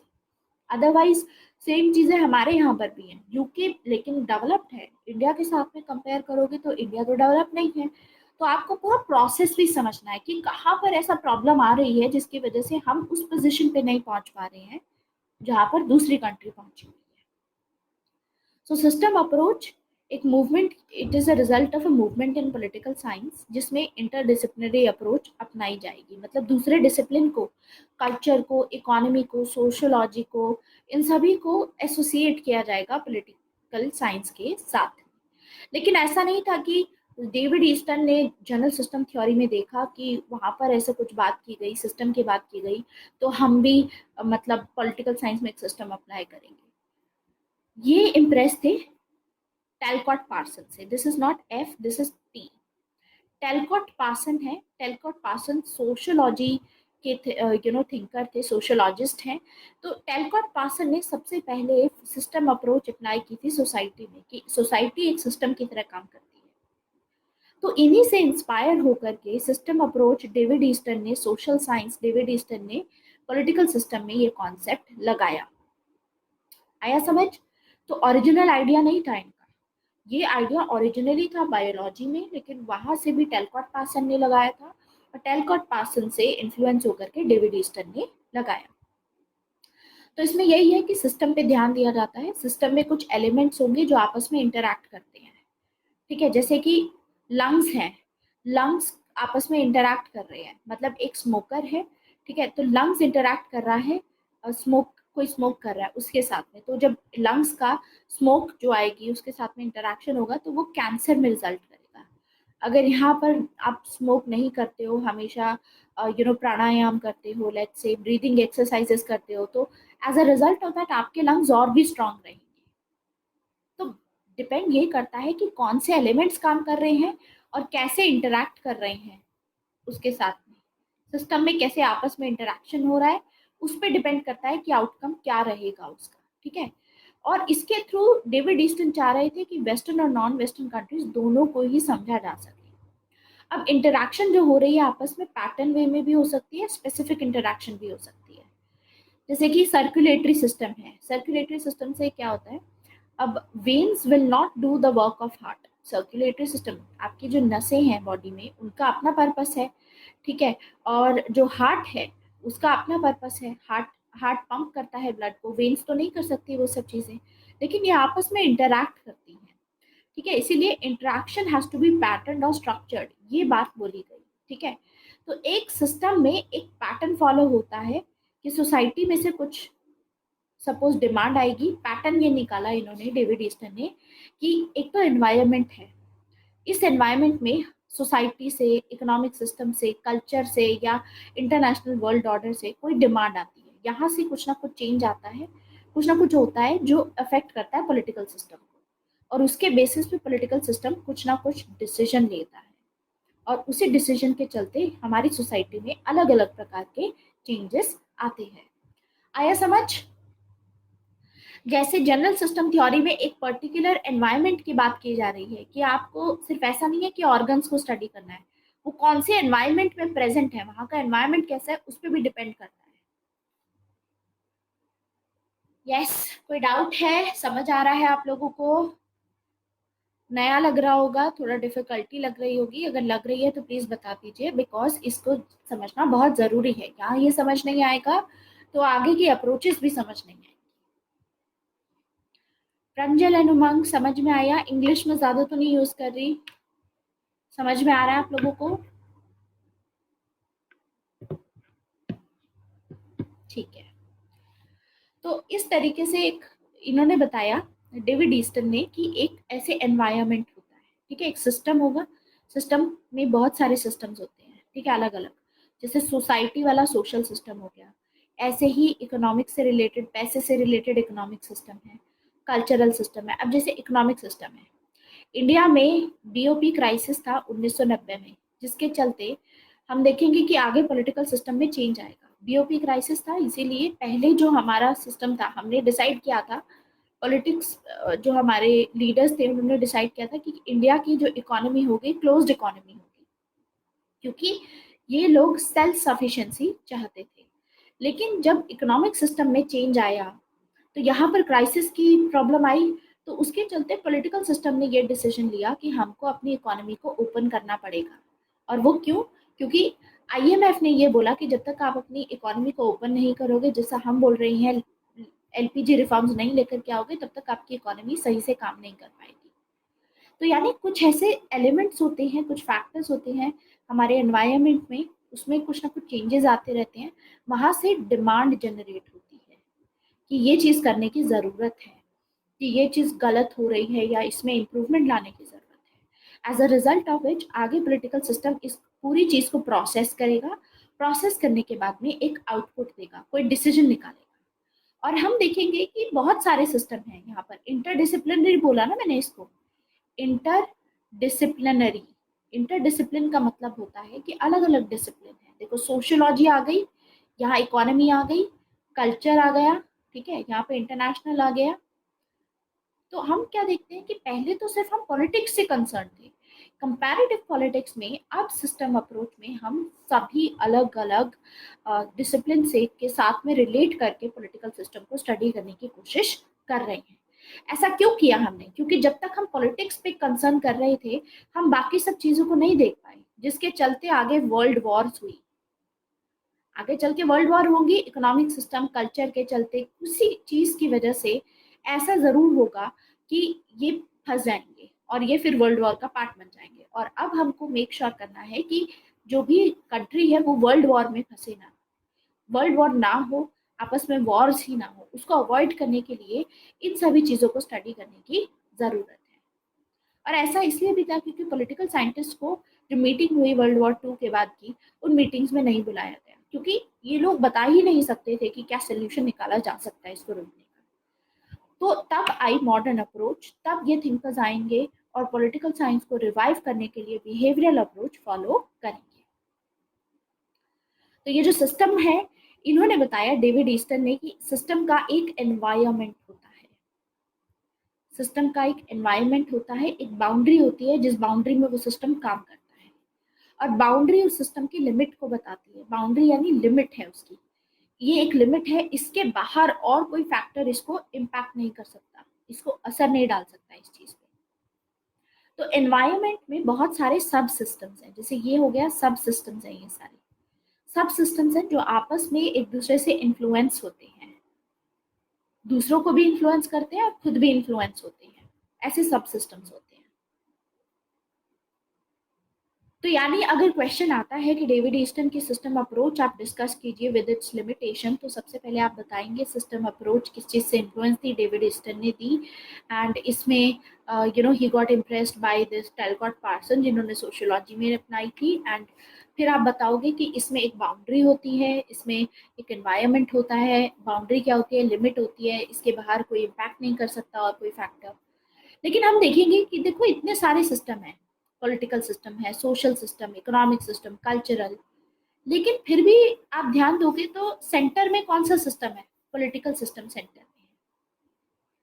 सेंटर में पॉलिटिकल सिस्टम क्यों है? It is separated from other system, political system is separated. क्यों सेंटर में है ये?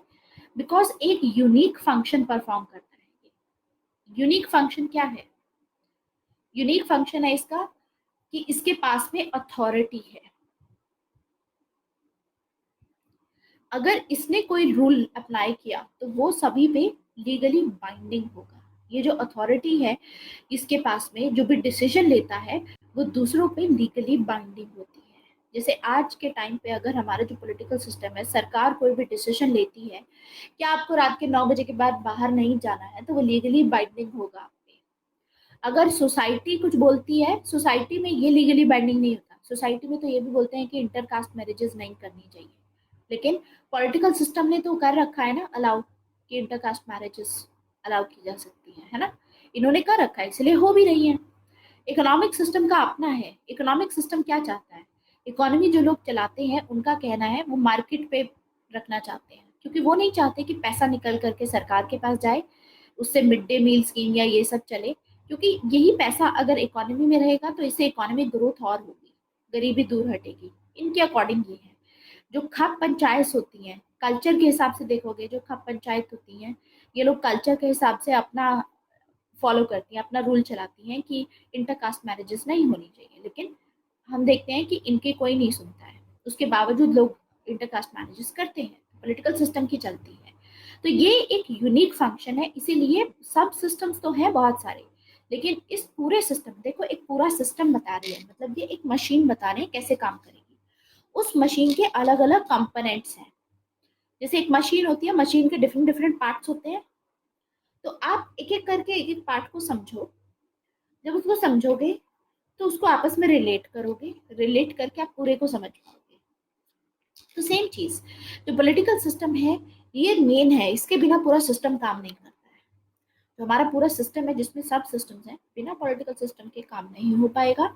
ये सेंटर में रहेगा। इसका ये यूनिक फंक्शन है कि ये इसके जो भी डिसीजंस होते हैं लीगली बाइंडिंग होते हैं, लोगों को वो फॉलो करने ही पड़ेंगे। ठीक है। तो ये है हमारा, ये डेविड ईस्टन ने ये पूरा जो आपको बनाना है ना, वो एक्चुअली में ये बनाना है, ये नहीं बनाना है। डायग्राम जो बनाना है आपको ये बनाओगे आप। तो डेविड ईस्टन ने जो अपना सिस्टम अप्रोच दी है, सिस्टम अप्रोच में it is an input output mechanism, जिसमें ये इनपुट है और ये वाली साइड दिख रही है ये आउटपुट है। इनपुट में आप डिमांड डालते हो और उसी डिमांड को सपोर्ट भी देते हो। जैसे आज के टाइम पे आपने डिमांड डाली मेटर्निटी बेनिफिट की, कि जो महिलाएं हैं उनको 2 साल की मेटर्निटी पेड लीव दी जानी चाहिए। ठीक है, पेड लीव दी जानी चाहिए। So suppose this is the demand, और बहुत सारे लोग इसको सपोर्ट भी कर रहे हैं। तो ये हो गया इनपुट। आपने ये इनपुट डाला सरकार में, पॉलिटिकल सिस्टम में इनपुट जाएगा। अब ये जो इनपुट आ रहा है ये कहीं से भी आ सकता है। ये कहाँ से आएगा? सोशल सिस्टम से आएगा, ये कल्चर से आएगा, हो सकता है या इकोनॉमिक से भी आ सकता है, हु नोस। लेकिन पॉइंट इज इन सभी सब सिस्टम्स जो हैं, इन सभी सिस्टम से कुछ ना कुछ डिमांड आती है जिसको पॉलिटिकल सिस्टम प्रोसेस करता है। मतलब वो सोचता है, उस पर विचार करता है कि क्या ये मुझे चीज करनी चाहिए कि नहीं करनी चाहिए, क्या ये सक्षम रहेगा हमारे लिए, हम इसको फॉलो कर भी सकते हैं कि नहीं कर सकते। अंडरस्टूड। सो हम क्या देखेंगे कि एक होता है सोशल सिस्टम, दूसरा होता है इकोनॉमिक सिस्टम, कल्चरल सिस्टम। यहाँ से कोई भी डिमांड आ सकती है। ये तो मेटर्निटी बेनिफिट की डिमांड थी। हो सकता है कि अभी मेटर्निटी की तो देखो 6 महीने अलाउ की है, अब लोगों ने मतलब खुश हैं उससे। लोगों को ज्यादा भी चाहिए, 1 साल की, 2 साल की चाहिए। लेट्स से दैट पेटर्निटी की नहीं है अभी। पेटर्निटी की आप देखोगे तो फादर को सिर्फ 15 दिन की छुट्टी मिलती है अगर किसी के घर में बेबी पैदा होता है। ठीक है, if a baby is born तो फादर को सिर्फ 15 दिन की छुट्टी मिलती है, 2 हफ्ते की मैक्सिमम। व्हाट इफ कि यहाँ से डिमांड आ रहा है और लोग इस चीज को सपोर्ट कर रहे हैं कि फादर्स को भी पेड लीव मिलनी चाहिए 6 मंथ की, क्योंकि बच्चे की ग्रोथ में, बच्चे के डेवलपमेंट में फादर का भी कनेक्शन होना चाहिए बच्चे के साथ में। ऐसा ना हो कि फादर सिर्फ ऑफिस में ही बिजी रह जाए। Understood? As a result of which ये एक नई डिमांड जाएगी यहाँ पर। अब ऐसी इकोनॉमिक डिमांड भी जा सकती है। हो सकता है कि कुछ मर्चेंट्स हैं या कुछ ऐसे लोग हैं जो डिमांड करते हैं, जैसे कि अब आजकल सपोज गवर्नमेंट एम्प्लॉयज हैं, ठीक है, वो डिमांड कर सकते हैं कि डीए अभी रिसेंटली बढ़ाई है 5%। हो सकता है कि उनकी डिमांड हो कि 60 से एज रिटायरमेंट की 65 कर दी जाए। लेट्स से ये इनकी डिमांड है, ठीक है। तो ये यहाँ पर सपोर्ट भी जाएगा। सपोर्ट कौन देंगे? यही गवर्नमेंट एम्प्लॉयज जितने हैं, जितने भी एम्प्लॉयज होते हैं 65 तक जो लोग काम करते हैं, 60 तक काम करते हैं, वो लोग डिमांड करें, वो सपोर्ट करेंगे इसको। तो ये इनपुट जाएगी। अब यहाँ पर क्या होगा, पॉलिटिकल सिस्टम सेंटर में है। आपको पता है पॉलिटिकल सिस्टम का यूनिक फंक्शन है कि इनका जो डिसीजन रहेगा लीगली बाइंडिंग रहेगा। तो ये देयरफॉर प्रोसेस करेगा, जिससे सिस्टम में होता है प्रोसेस करते हैं। अब ये इस पे विचार करेंगे कि करना भी चाहिए कि नहीं करना चाहिए, और उसके बेसिस पे ये अपना डिसीजन देंगे। उसके बेसिस पे कुछ ना कुछ आउटपुट आएगा। तो मान लीजिए कि डिसीजन लिया जाता है, सरकार डिसीजन लेती है कि ठीक है 60 से 65 कर दी गई, ठीक है, एज। या फिर हो सकता है कि सरकार बोले कि अभी पॉसिबल नहीं है हमारे लिए, लेकिन सरकार पॉलिसी बना देगी। पॉलिसी में क्या होता है, पॉलिसी एक ऐसी चीज होती है जिसमें फ्यूचर में ये किया जा सकता है, जिसमें ये बता देगी कि अगले 10 सालों में या अगले 15 सालों में हम 60 से 65 कर देंगे। ऐसी पॉलिसी में इंट्रोड्यूस किया कि धीरे धीरे करके इंट्रोड्यूस करेंगे। तो या तो सरकार डिसीजन लेगी या कोई पॉलिसी बना देगी, ठीक है। तो आउटपुट निकलेगा उसका, यानी कोई डिमांड सोसाइटी से आती है। जैसे अब ये डिमांड वैरी कर सकती है। देखो यूएसए में थोड़ी ना डिमांड होगी कि 60 से 65 रिटायरमेंट एज कर दें, क्योंकि यूएसए में ऑलरेडी 70 ईयर्स की है, ठीक है। जर्मनी में तो ऐसी डिमांड नहीं हुई, जर्मनी में 70 साल की रिटायरमेंट है मान लीजिए, ठीक है। तो वहां ऐसी डिमांड नहीं होगी, वहां की डिमांड अलग होगी। वहां पे क्या डिमांड होगी, वहां पे डिमांड होगी एनवायरमेंट प्रोटेक्शन से रिलेटेड, या वहां पर डिमांड हो सकती है कि जैसे कि टेररिज्म से रिलेटेड कि कुछ करना चाहिए। या हो सकती है ऐसी डिमांड कि जो पैसा हम टैक्सेस में दे रहे हैं, वो पैसा आप बाहर मिलिट्री ऑपरेशंस में क्यों लगा रहे हैं, वो पैसा आपको हमारी डेवलपमेंट में, हमारे लिए जॉब्स जो हैं उसके लिए यूटिलाइज करना चाहिए, मैन्युफैक्चरिंग जॉब्स उसकी स्टार्ट करनी चाहिए। जैसे यूएसए में आज के टाइम पे इंडिया के साथ में देखोगे ट्रेड डेफिसिट है, मतलब हम लोग ज़्यादा बेचते हैं वहाँ पर सामान, और यूएसए इम्पोर्ट ज़्यादा करता है इंडिया से। तो वहाँ पे डिमांड आ सकती है। जैसे इंडिया से जो लोग जाते हैं वहाँ पर जॉब मिलती है उनको, तो वहाँ पर डिमांड आ रही है। इसीलिए यूएसए अब प्रोटेक्शनिस्ट पॉलिसी फॉलो कर रहा है, क्योंकि लोगों की डिमांड की वजह से। तो ये जो भी डिसीजंस ट्रम्प ने लिए हैं, ऐसा नहीं है कि ट्रम्प ने अकेले ने लिए हैं ये डिसीजंस, ये डिमांड लोगों की साइड से आ रही थी। तो कुछ सिस्टम में से, सोसाइटी में से कुछ डिमांड आती है, पॉलिटिकल सिस्टम बस उसको प्रोसेस करता है और उसके बेसिस पे आउटपुट देता है। अब कोई डिसीजन लिया मान लो, या कोई पॉलिसी लेकर के आए, अब उसमें फीडबैक मांगा जाएगा। There is a feedback loop कि क्या जो आपके लिए किया गया उस चीज से आप सहमत हैं कि नहीं। अगर आप सहमत हो तो सही है, फिर आप नई डिमांड फॉलो कर दोगे। लेट्स से दैट आप ने मांगी थी कि 6 महीने की फादर को पेटर्निटी लीव दी जानी चाहिए, लेकिन सिस्टम ने जो प्रोसेस किया, पॉलिटिकल सिस्टम ने डिसीजन लिया कि नहीं 6 महीने की नहीं, हम 3 महीने की देंगे। फीडबैक लूप जाएगा। फीडबैक लूप में बोलेंगे कि क्या अब आप इससे खुश हैं, तो ये बोलेंगे कि हाँ ठीक है 3 महीने इज गुड, लेकिन हमको 6 महीने चाहिए। तो ये दोबारा से डिमांड करेंगे, फिर वो इस पे डिपेंड करेगा, फिर दोबारा से डिसीजन। मतलब ये पूरा एक साइक्लिकल प्रोसेस है, चलता रहेगा ये, कि लोगों से डिमांड आती है, ये प्रोसेस करते हैं, फीडबैक लूप आता है, दोबारा से कोई डिमांड आएगी, पॉलिटिकल सिस्टम डिसीजन लेता रहेगा, इम्प्लीमेंट करता रहेगा। तो डिमांड हमेशा एनवायरनमेंट से आती है। It can B for making a particular policy, कि आप ऐसी पॉलिसी बनाइए कि यू नो एजुकेशन, अच्छी क्वालिटी एजुकेशन नहीं मिल रही है तो उसके चलते कुछ कीजिए, इस हिसाब से। आया समझ? हाय दिग्विजय, अगर आपकी रिकॉर्डिंग आपने देख ली है, आप रिकॉर्डिंग देख रहे हो, आपको आंसर राइटिंग करनी है तो बैच 8 में पॉसिबल है आंसर राइटिंग, और कहीं पॉसिबल नहीं है। अब ऐसा नहीं है कि पूरा सिस्टम बता दिया तो सिर्फ इतना ही बताया, अब इसमें ये भी बताया कि डिमांड कितने टाइप की होती है, सपोर्ट कितने टाइप का होता है। तो डेविड ईस्टन का कहना है कि 4 टाइप की डिमांड आती है सोसाइटी में से, और 4 टाइप का सपोर्ट होता है। कौन कौन सी है? अब ये जो आपको लिखना है, ये आपको रटना है एज इट इज, ठीक है। क्यों रटना है? क्योंकि ये परफेक्ट नहीं है अप्रोच, इसीलिए जो यहाँ पर आपको डिमांड के टाइप्स दिखेंगी, आप ये सोचोगे कि किस तुक के साथ में इन लोगों ने ये डिमांड मांगी। मतलब आपको ऐसा लगेगा कि आधी चीज तो यूं ही मांग ली है। जैसे पहली डिमांड डेविड ईस्टन ने बोला कि demand for allocation of goods and services हो सकती है। ठीक है, demand for goods and services. Digvijay, अगर ऐसा है 18 क्लासेस आपने कंप्लीट की हैं, आगे भी फिनिश करनी पड़ेगी क्योंकि लाइव आंसर राइटिंग सेशंस हो नहीं रहे हैं। आंसर राइटिंग सेशंस अब शुरू होंगे दिसंबर में, क्योंकि मैंने इंटरनेशनल रिलेशन कोर्स स्टार्ट किया है, करंट अफेयर्स भी स्टार्ट किया है। अगर मैं करंट अफेयर्स स्टार्ट ना करती तो आंसर राइटिंग हम कर सकते थे। क्लासेस में जब भी टाइम मिलेगा उसमें हम बैच 8 में कवर कर लिया करेंगे आंसर राइटिंग, तो आप बैच 8 में एक्टिव रह सकते हैं दिग्विजय। सो 4 टाइप की डिमांड है। डेविड ईस्टन का कहना था कि देखो, एक तो होती है डिमांड लोग मांग सकते हैं allocation of goods and services की, कि जो भी जिस भी हिसाब से डिस्ट्रीब्यूशन करते हो वो डिस्ट्रीब्यूशन इस हिसाब से किया जाना चाहिए कि सभी लोगों के पास में वो सभी गुड्स एंड सर्विसेज इंक्लूसिव हो। मतलब ऐसी डिमांड आ सकती है कि हमको भी वही चीज़ें मिले। ठीक है, जैसे कि सिलेंडर है। आज के टाइम पे आप देखोगे एलपीजी सब्सिडी दी जाती है। ठीक है, सब्सिडी दी जाती है, तो इसमें डिमांड आ सकती है मिडिल क्लास से कि आप जो गरीबों को दे रहे हो तो हमको भी बहुत महंगाई बढ़ रही है, उसके चलते हमको भी सब्सिडी चाहिए, तो ऐसी डिमांड आ सकती है। नेक्स्ट डिमांड होगी demand for resolution of behaviour.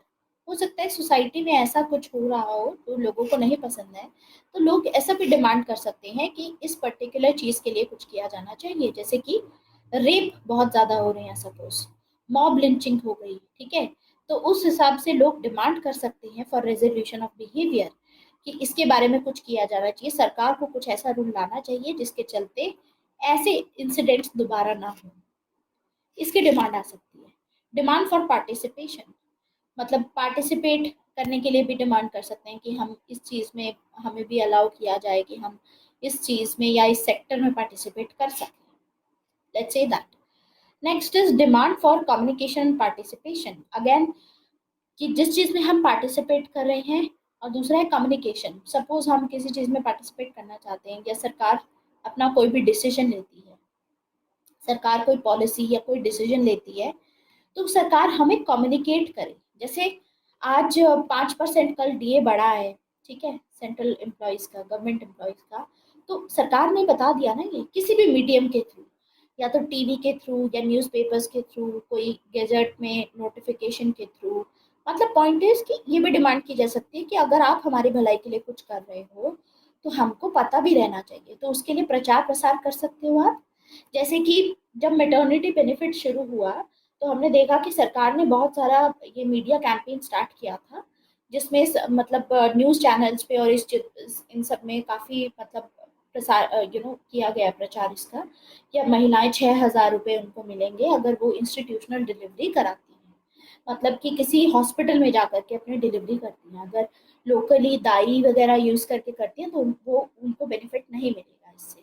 तो ऐसा क्यों किया गया? प्रमोट करने के लिए, ताकि इंस्टीट्यूशनल डिलीवरी हो, जिसके चलते जो इन्फेंट मोर्टेलिटी रेट है, जो मेटर्नल मोर्टेलिटी रेट है, वो डाउन जा सके, क्योंकि इंस्टीट्यूशनल डिलीवरी के चलते फिर डेथ ज़्यादा नहीं होती हैं, है ना।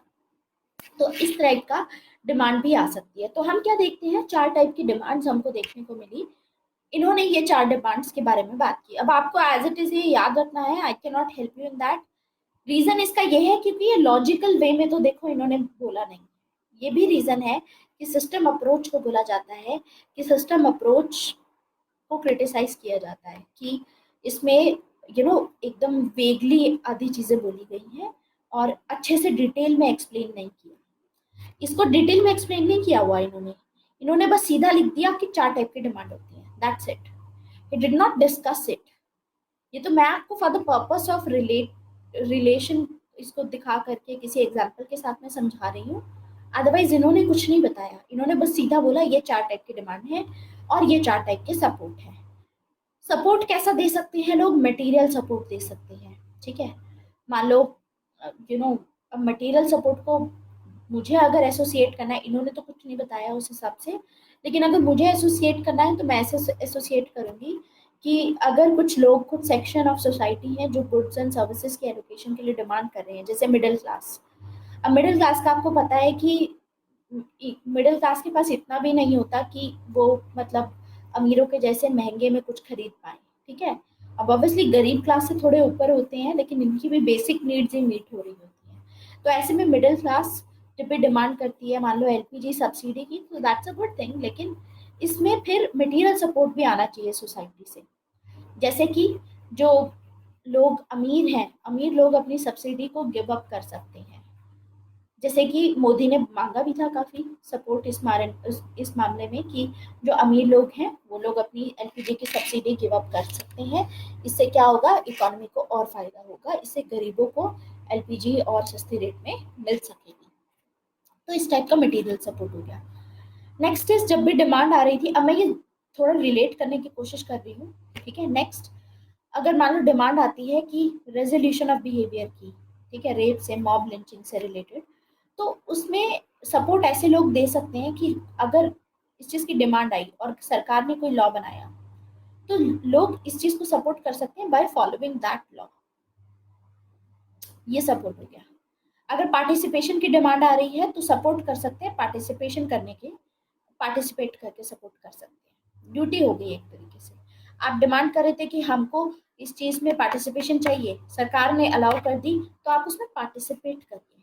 ये एक तरीके से सपोर्ट हो गई। ऐसे ही डिमांड फॉर कम्युनिकेशन थी, तो जब सरकार कम्युनिकेट करती है आपको, तो आप उस पर अटेंशन पे करें कि सरकार ने जो भी कम्युनिकेशन दिया। अब ऐसा तो है नहीं कि सरकार ने हर जगह पे न्यूज़ चैनल में, न्यूज़पेपर में, सब जगह किया। आपके घर में ना टीवी है, ना आप न्यूज़पेपर पढ़ते हो, फिर उसमें आप सरकार को ब्लेम नहीं कर सकते, क्योंकि सरकार ने तो अपना रेडियो पे भी अनाउंस करवाया, सरकार ने टीवी पे भी अनाउंस कराया, न्यूज़पेपर पे भी अनाउंस करवाया सरकार ने। तो ऐसे में आप फिर सरकार को ब्लेम नहीं कर पाओगे इस चीज़ के लिए। तो इस टाइप का डिमांड एंड सपोर्ट होता है। और इन्होंने बोला कि आउटपुट भी 4 टाइप के होते हैं। आउटपुट में देखो, या तो सिंगल डिसीजन लेती है सरकार, या बहुत सारे डिसीजन ले लेती है उससे रिगार्डिंग, ठीक है। ये तो सरकार पे डिपेंड करता है क्या डिसीजन लिया जाएगा। अब ये बहुत ही वेग है, ठीक है, कि 4 टाइप के आउटपुट हो सकते हैं। सबसे पहला extraction, payment of taxes, fees. अब ये भी इससे रिगार्डिंग भी आउटपुट आ सकता है, ठीक है। कि जैसे कि सरकार ने अब पूछा कि एलोकेशन, लोगों ने बोला था कि एलोकेशन होना चाहिए गुड्स एंड सर्विसेज का, और इसके लिए कुछ लोगों ने अपनी सब्सिडी भी गिव अप की। और साथ में हम देखेंगे कि आउटपुट में ये हो सकता है कि सरकार, अगर सरकार को ये लॉ लेके आना है, कोई सब्सिडी इंट्रोड्यूस करनी है, तो उसमें सरकार कहीं ना कहीं टैक्सेस बढ़ा सकती है, फीस अपनी बढ़ा सकती है उससे रिलेटेड, ठीक है, जिसके वो टैक्सेस में जो ज्यादा पैसा आएगा उससे फिर वो डिमांड मीट की जा सकती है। तो ये आउटपुट ले सकती है सरकार, डिसीजन ले सकती है। ऐसे ही रेगुलेशन ऑफ बिहेवियर के लिए कोई डिसीजन लिया जा सकता है, सरकार ले सकती है कि ठीक है, उस पर्टिकुलर चीज से रिलेटेड, इशू से रिलेटेड कोई लॉ बना दिया सरकार ने, या एलोकेट कर दिए गुड्स एंड सर्विसेज। और या फिर आउटपुट ये भी हो सकता है कि सरकार ऐसा भी कोई डिसीजन ले सकती है जिसमें ये आपको ड्यूटी दी जाए कि आपको अपना नेशनल फ्लैग और नेशनल एंथम के रिस्पेक्ट करनी है हमेशा। अब आप देखोगे कि कितना वेग है ये, आपस में कोई इसमें रिलेशन नहीं है, बहुत ही वेग है इसमें, ठीक है। कोई ऐसा भी नहीं है कि सारा ही चीज़ें इसमें सभी मतलब इसमें डिस्कस कर लिया गया हो इस एम्बिट के अंडर में। तो कंप्लीट पिक्चर इसमें नहीं दिखाई गई है। So this is the system approach and final system approach is, ये थोड़ा बहुत पढ़ लेना आप। अब आते हैं क्रिटिसिज्म पे सिस्टम अप्रोच की। अब क्रिटिसिज्म पे यही बोला जाता है, जो ट्रेडिशनलिस्ट हैं, जो पुरानी तरीके से पॉलिटिकल साइंस को स्टडी करते थे, उनका कहना है कि system approach it is nothing but a cosmetic change. मतलब सेम चीजें, सेम बातें हम भी बोल रहे थे, लेकिन सिस्टम अप्रोच में बस उसको मेकअप सा करके उस पर कॉस्मेटिक चेंज कर दिया, मतलब उसमें ऐसे सिस्टम बना दिया, इनपुट आउटपुट कर दिया, वरना सेम चीज तो हम भी बोल रहे थे, है ना। आपने बस उसमें कुछ और थोड़ा सा अलग सा चेंज कर दिया, बस अच्छा सा सिस्टम का डायग्राम बना करके समझा दिया हमको। हम भी तो सेम ही एक्सप्लेन कर रहे थे कि स्टेट ऐसे ही फंक्शन करता है, लेकिन हमने तो कोई मॉडल भी नहीं दिया, हमने बिना मॉडल के सेम बात बोल दी, ठीक है। ऐसे ही ट्रेडिशनलिस्ट बोलते हैं कि कॉम्प्लिकेटेड टर्मिनोलॉजी यूज की गई है इसमें, जैसे demand, support, conversion process, feedback loop, इतनी ज्यादा कॉम्प्लिकेटेड चीजें आप क्यों डाल रहे हो। जैसे इन्होंने बोला कि allocation of goods and services. अब एक आम इंसान के लिए ये तो समझना बहुत डिफिकल्ट है। Demand for allocation of goods and services, resolution of behaviour, किससे रिगार्डिंग, मतलब स्पेसिफिक ही नहीं हो आप, जो भी आप बता रहे हो। ठीक है, next, it lacks analytical depth. अब हमने देखा कि सुपरफिशियल, ऊपर ऊपर से तो इन लोगों ने काफी बात कर दी, सुपरफिशियली, एनालिटिकली कुछ ज्यादा किया नहीं इन्होंने, बिल्कुल डेप्थ में तो बताया ही नहीं इन लोगों ने। तो ये सिर्फ एक कॉन्सेप्चुअल फ्रेमवर्क है जिसमें इसकी रेलेवेंस बस इतनी है कि इनिशियल लेवल पे अगर आपको डेटा ऑर्गेनाइज करना हो तो उसके लिए सिस्टम अप्रोच आपको पता चल जाएगी कि फलानी कंट्री में ऐसे से डिमांड आई थी, उसके चलते गवर्नमेंट ने इतने टाइम पीरियड तक, 2 सालों तक उस पर डिबेट किया, और फिर आगे जाकर के गवर्नमेंट ने एक पॉलिसी निकाली कि अगले 10 साल में करेंगे, फिर अगले 5 साल बाद दोबारा डिमांड आई, फिर सरकार ने कुछ किया, ऐसे ऐसे। तो ये तो डेटा की तरह काम आएगा, कुछ भी अच्छे से एनालिटिकली डिफाइन नहीं किया आपने। तो ट्रेडिशनलिस्ट इस तरीके से क्रिटिसाइज करते हैं इनको। फिर आते हैं मार्क्सिस्ट। मार्क्सिस्ट कैसे क्रिटिसाइज करते हैं? मार्क्सिस्ट का कहना है कि जो आप सिस्टम अप्रोच बता रहे हो ये भी वेस्टर्न लिबरल डेमोक्रेटिक सिस्टम की फेवर में है, मतलब ये उनकी तरफ बायस्ड है, क्योंकि ये वैल्यू फ्री अप्रोच नहीं है। ये क्लेम करते हैं कि साइंटिफिक है लेकिन ये बायस्ड है, क्योंकि जो वेस्टर्न पॉलिटिकल सिस्टम है, सिस्टम अप्रोच में उनको आइडियल टाइप माना गया है। एक आइडियल टाइप के पॉलिटिकल सिस्टम में क्या होता है? आइडियल सिस्टम होता है जहां पर सरकार बहुत बढ़िया से काम करती है, लोग डिमांड करते हैं, सरकार उस डिमांड को फुलफिल कर देती है। लेकिन क्या ऐसा होता है रियलिटी में? लोगों ने तो फिर बहुत कुछ डिमांड किया हुआ है, सरकार ने हर बार तो वो डिमांड फुल नहीं की है, लोग तो बहुत कुछ डिमांड करते हैं। तो इसीलिए ये बहुत ही बायस्ड है वेस्टर्न पॉलिटिकल सिस्टम के प्रति। और जो नॉन वेस्टर्न कंट्रीज है उनको ये मानता है कि अगर आपकी कंट्री ऐसे काम नहीं कर रही है जैसे करना चाहिए उसको, जैसे इसमें काम करना चाहिए, सपोज अगर आपकी कंट्री वैसे काम नहीं कर रही है इस सिस्टम के अकॉर्डिंग, तो फिर आपकी कंट्री सही नहीं है। इट एक्सपेक्ट अदर सिस्टम, आपकी कंट्री में जो भी सिस्टम है उससे एक्सपेक्ट किया जाता है कि वो भी बिल्कुल वेस्टर्न कंट्री की तरह एक्ट करे, अदरवाइज आपका सिस्टम इम्परफेक्ट है। वेस्टर्न कंट्रीज को बोलते हैं कि आप, इनका सिस्टम परफेक्ट है, और जो कंट्री ऐसा फॉलो नहीं करती वो कंट्री इम्परफेक्ट है।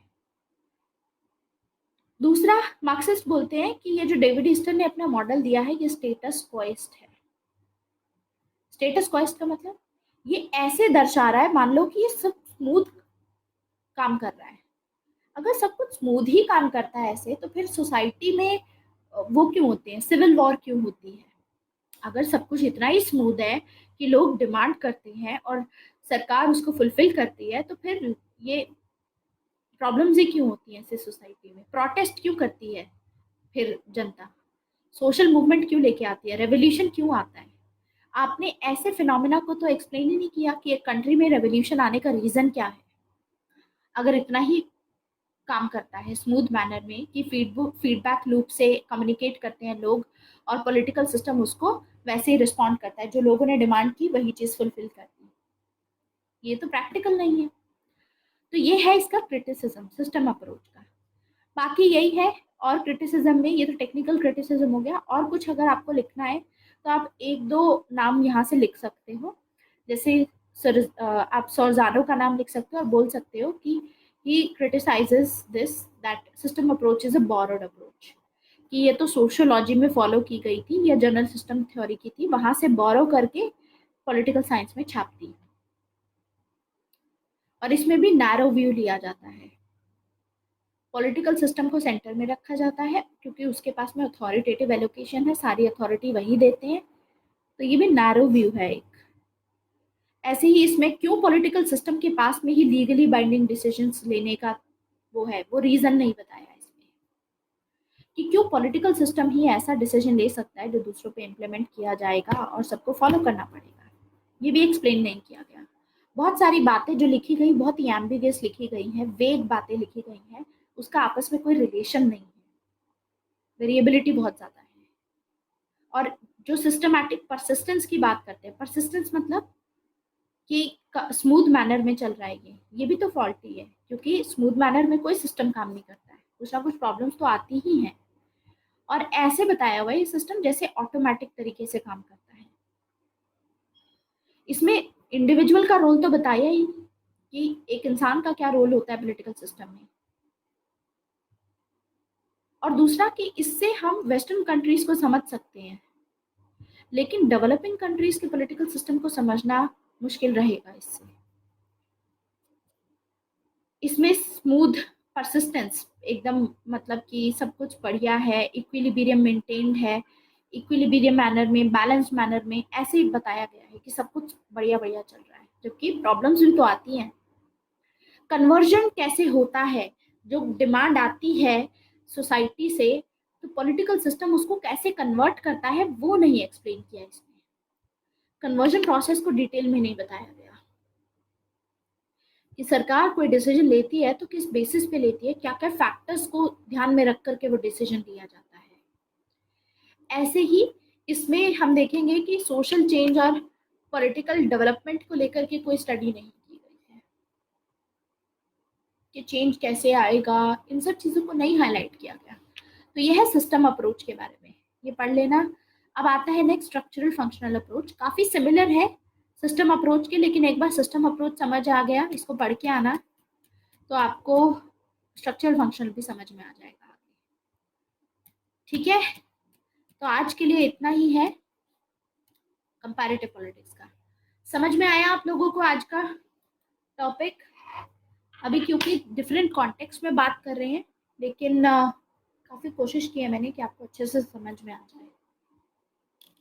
पढ़ के आइएगा इसको। बाकी कल हमारी दोबारा क्लास है, डाउट क्लियरिंग सेशन है, तो उसमें आगे हम राइट्स, ह्यूमन राइट्स फिनिश करेंगे और इक्वालिटी शुरू करेंगे। 8th बैच में क्लास नहीं होगी, मैं आपकी क्लास एंड करने के बाद में क्लास रीशेड्यूल कर रही हूँ संडे के लिए। This is it for today, thank you very much, bye bye.